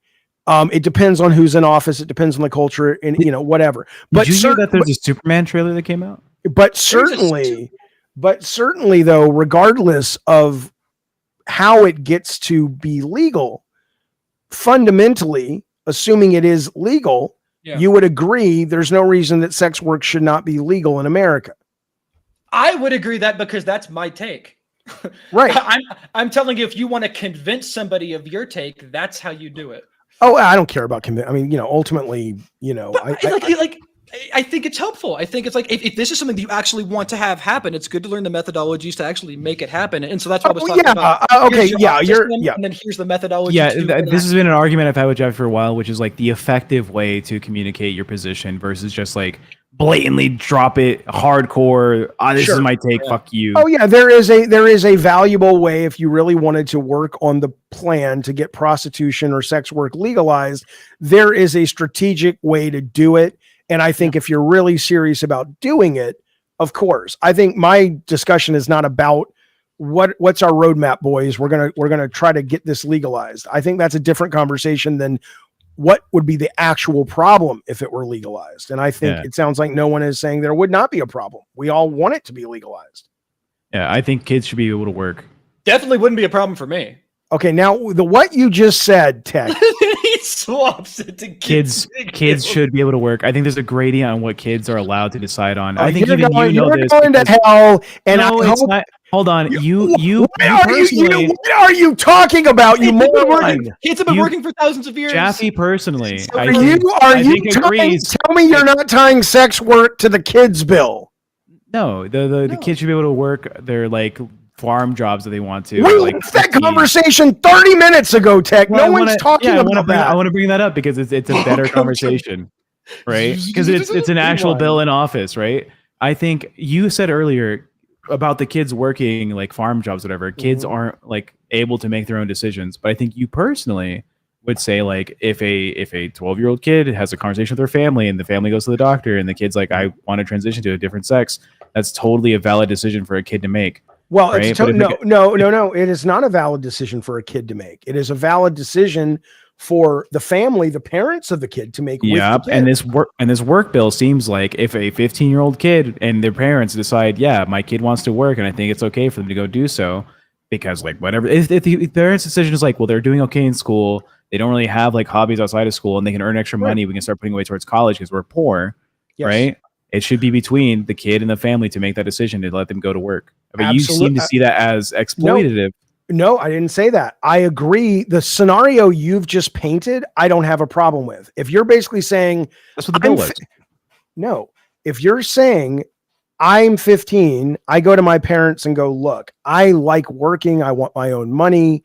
I can prove that I can keep my grades up if I start working on Old Man Johnson's farm at 5 a.m. I can make it to school on time by 8:30. That's nothing wrong with that situation at all. Okay. If you have a family though, that's doing it out of a need because the parents aren't able to take care of their children. And so companies are able to come in and exploit those vulnerable families. That's different. So if the bill is nuanced enough, which it's not, to address both of those things, then I'm all for it. Yeah. Let's take a little small tangent. Do you think poor people should have kids? Should or should be allowed to have kids? Should or should be allowed. Both, actually. Well, they're very different. I know they're two different ones, but let's explore. Why don't we save that conversation for tomorrow's show? Superman having a kid, right? Because we only have about 10 to 15 minutes left. But it's a great question, and let's deal with it tomorrow. How much for a BJ from Tech, says Pompish? I don't know. What do you charge, Tech? $10K. 10K. There you go. 10K. What did you say, Bunny? $350. $350. There you go. The $3.50 is what she's saying. Absolutely. But look, man, to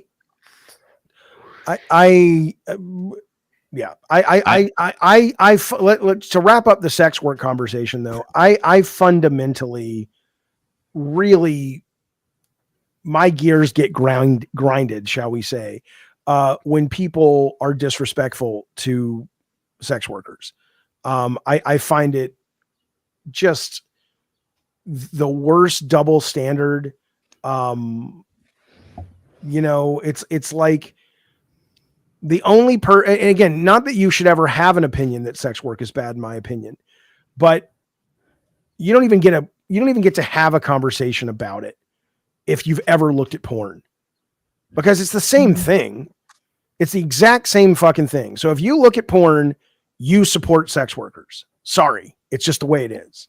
Ravnos, I'm not going to bring you on. I feel like that statement right there could lead into another hour of conversation about this. And that conversation would not go fast. But you know what would go faster than a speeding bullet? Superman. We're going to put Superman on in 1 second. Ravnos is here. Where'd everybody go? Ravnos is here. He's been waiting. Ravnos, go.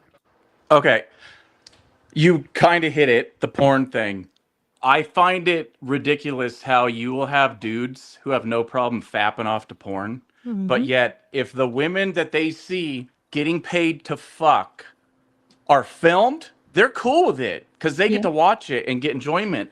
But if a woman or a man or a non-binary wants to do the same thing without cameras, oh, how shameful, how disgusting. It'll destroy the fabric of society. Yeah. It's the stupidest fucking argument. Number one, if it's legalized, it will be regulated, meaning they will be safer. They will not be exploited. You won't have the black market underground mafia type shit going on that used to happen. It will be a thing that is no longer in the dark. And when you take something out of the dark into the light, it is safer for everyone involved. Just like legalized marijuana. You no longer have people shooting each other over marijuana deals. Because it's legal now. So guess what? The criminals aren't as involved in that way anymore. What about vampires? Vampires are not real. If you take them out of the dark and into the light, they die. Unless they're from sunlight, sure. Unless they're daywalkers. There you go. All right, Ravnos, we're watching Superman. Superman. Thank you, buddy. We'll see you later. Bye, Ravnos. All right, here is the Superman trailer, and let's see where this takes. Ravnos looks like the type of guy to have an axe collection. Ravnos looks like he knows 3 different types of wedges for carpentry. Ravnos looks like he can taste the hops. Ravnos has more than one toolbox. All right, you guys stop talking because there'll be an echo. I think, Tech, right? So I'm going to turn on the show, and I don't know. Yeah, I'll unmute it. Okay. Ready? Here we go. Here's Superman, fellas.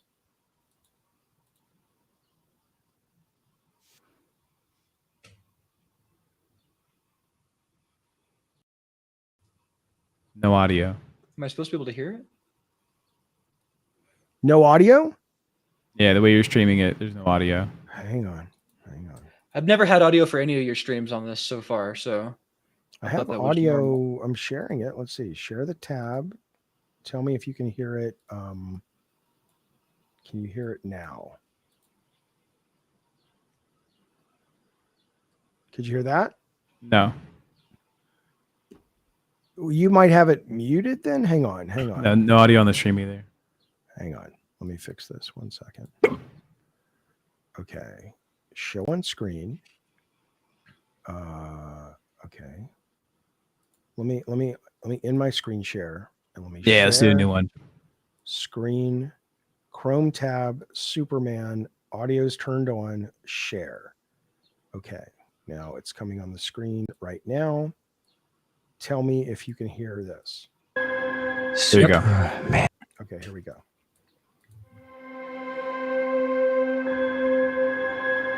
Superman.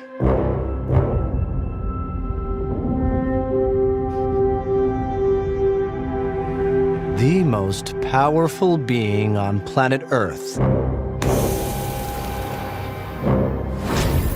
We finally meet.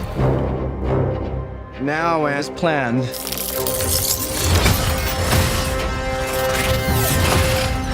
I'll destroy you. And of course, that reporter you always do interviews with. Who raised you as a child? I'll kill them too.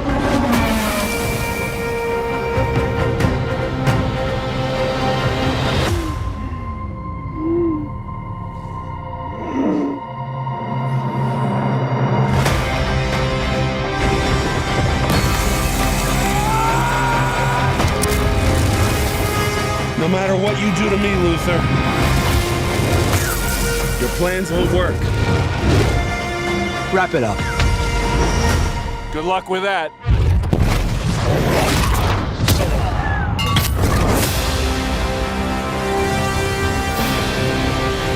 Make a move, Big Blue.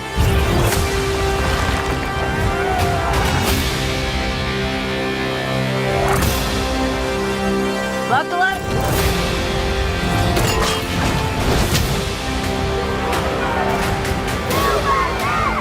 They chose him. Let them die.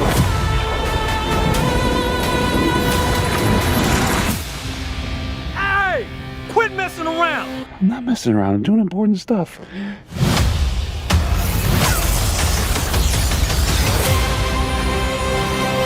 Hey, buddy. Eyes up here.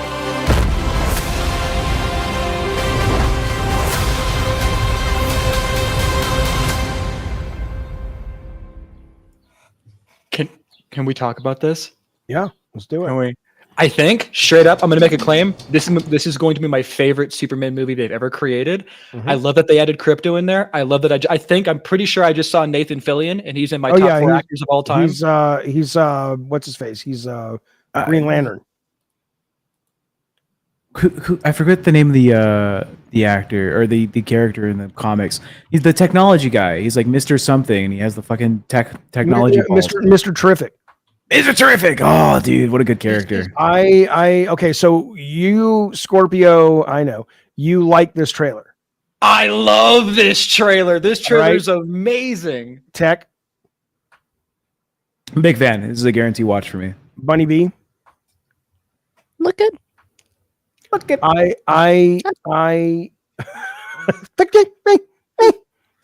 Are you gonna go? Are you gonna go see it or wait for it to hit the TV? Bunny doesn't go to theaters. Oh, that's right. Good theaters, yeah. Okay. But I will. Well, I know you will, and you'll be in town when this comes out. So we're going to IMAX because I love this trailer. I love Superman. He is my favorite superhero. I don't know if this movie will be good. I've never seen a James Gunn movie I don't like. I don't mean I love all of his movies, but I like them all. I like how comic booky it is. I like how there's fucking, I don't know what the fuck Superman's doing when he's holding the fucking baby in space. You know what I'm talking about? That shot. Yeah. And in a second he's in space. He's holding like a fetus with an umbilical cord. But I like, at first I kind of didn't like that there it is right there. I don't know what that is. There was so much superhero stuff that it almost feels too much for the Gen Pop. Like you'd think it would just be about Luthor and Superman, but whatever. I don't give a fuck. I like that Luthor's clearly the bad guy. I like the hope. That's why as I've gotten older, Spider-Man has taken second place to Superman. I like the hope. I like the inspiration. I like the positivity of the character. I'm so fucking in on this. I cannot wait. Who's I always forget his name. I'm not big on directors and actors. But they did the Justice League movie. Oh, Zack Snyder. Fuck Snyder's fucking of Justice League. I did not like it. I watched both. It was fine. I was like the cut version was totally better. I like the one that was done from what's the guy's name? Ended up being a terrible person. The guy who directed Buffy and Joss Whedon. Weinstein? No, I love Joss Whedon. I know, but I'm saying he ended up being a real problematic figure in terms of how he treated women and all this stuff. But yeah, his work was fine. I liked his Justice League. I liked the Snyder Cut better. It was a richer, interesting, more marbled take on this, but that, it's almost like an Elseworlds if you read comics or a What If you read comics. This is classic Superman though. And the fact that Lex Luthor is finally the main villain again, I don't need Brainiac. I don't need all just Lex and Superman. That's what you want to reintroduce the world as. So I am super fucking jazzed for this. Bunny, are there any summer movies that you're excited for that you want to see, or right now nothing really pops? Nah, nothing that comes to mind. I don't really know what's even coming out this summer. Let me show you this other trailer. I have not seen this trailer. I just saw Stephen King retweeted it. It looked interesting from the first few seconds. Can we watch this briefly? And then we'll wrap it up? While you pull that up, my most anticipated movie of the summer is 28 Years Later. Oh yeah, I've never seen any of those. I think it's going to be bad. I think it's going to be bad. It doesn't look like it has the same energy as 28 Days. I don't see Cillian Murphy on the actual the He's list in there. of actors. He is in there. He's supposed to. I mean, everything from the first trailer all the comments was like, Cillian Murphy's coming back. He's coming back. But when I looked it up, I didn't see him on like the first 3. Like they were keeping it a secret. Yeah, they're probably trying to keep it a secret, but yeah, he'll be back. I want the energy. I want the energy of 28 Days, the viciousness, the is violence. Is it Danny Boyle? Is it still the same director? I think so. Let me check. I don't know anything about this. I just saw a couple of clips. I'm like, this looks interesting. Could be terrible. Yes, it is. Okay, The Institute. Let's watch this briefly. There are things going on that you would not believe. Your brain and what it can do is a gift. God knows it didn't come from us.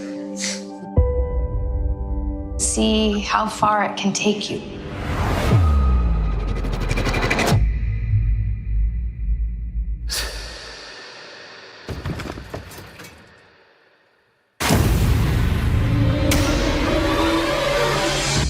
Welcome to the Institute.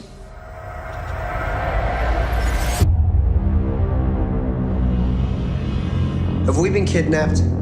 They call it recruited. Who's they? Congratulations For being here. my parents? Do they know where I am? Are they alive? Of course. We're not monsters. Without our work, the world as we know it would cease to be. It's my responsibility to see that that work gets done. So it will get done. What exactly is our work? Just tests, mostly. It feels like a nail is being hammered into your forehead. But we're all kids here. You're not kids. Not here.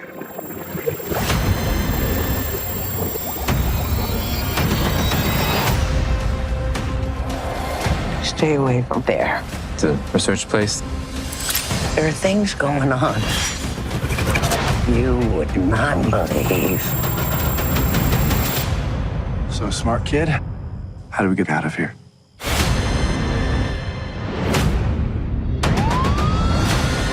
We only get one shot. We don't have a lot of time. I'm gonna find a way to help us all. Sometimes you win by showing you're still willing to fight. We're gonna do more than that.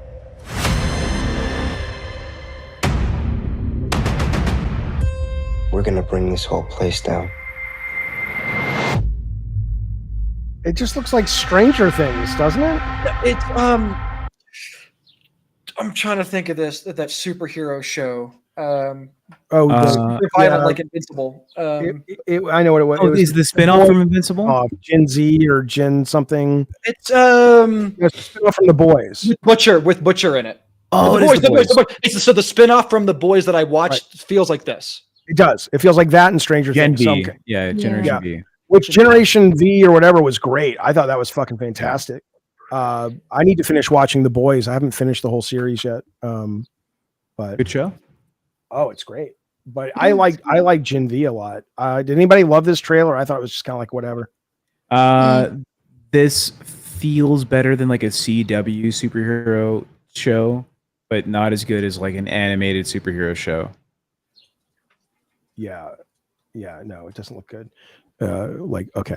All right, well, there we go. That's the show, fellas. Thank you. We did not make our extra time today, but hopefully we'll make it tonight. Thank you guys for the super chats. Joker, Pompish, Smog, Mish, and Frank Blasey. We really appreciate the support of the show. Thank you guys. Gabbin' and Games is back tonight at 6:30. Madhouse is back tomorrow at 6:30. But we will be doing video games tonight. Hopefully we'll see you there. Scorpio, thank you. Tech, thank you. Bunny, of course, thank you for spending time with us today.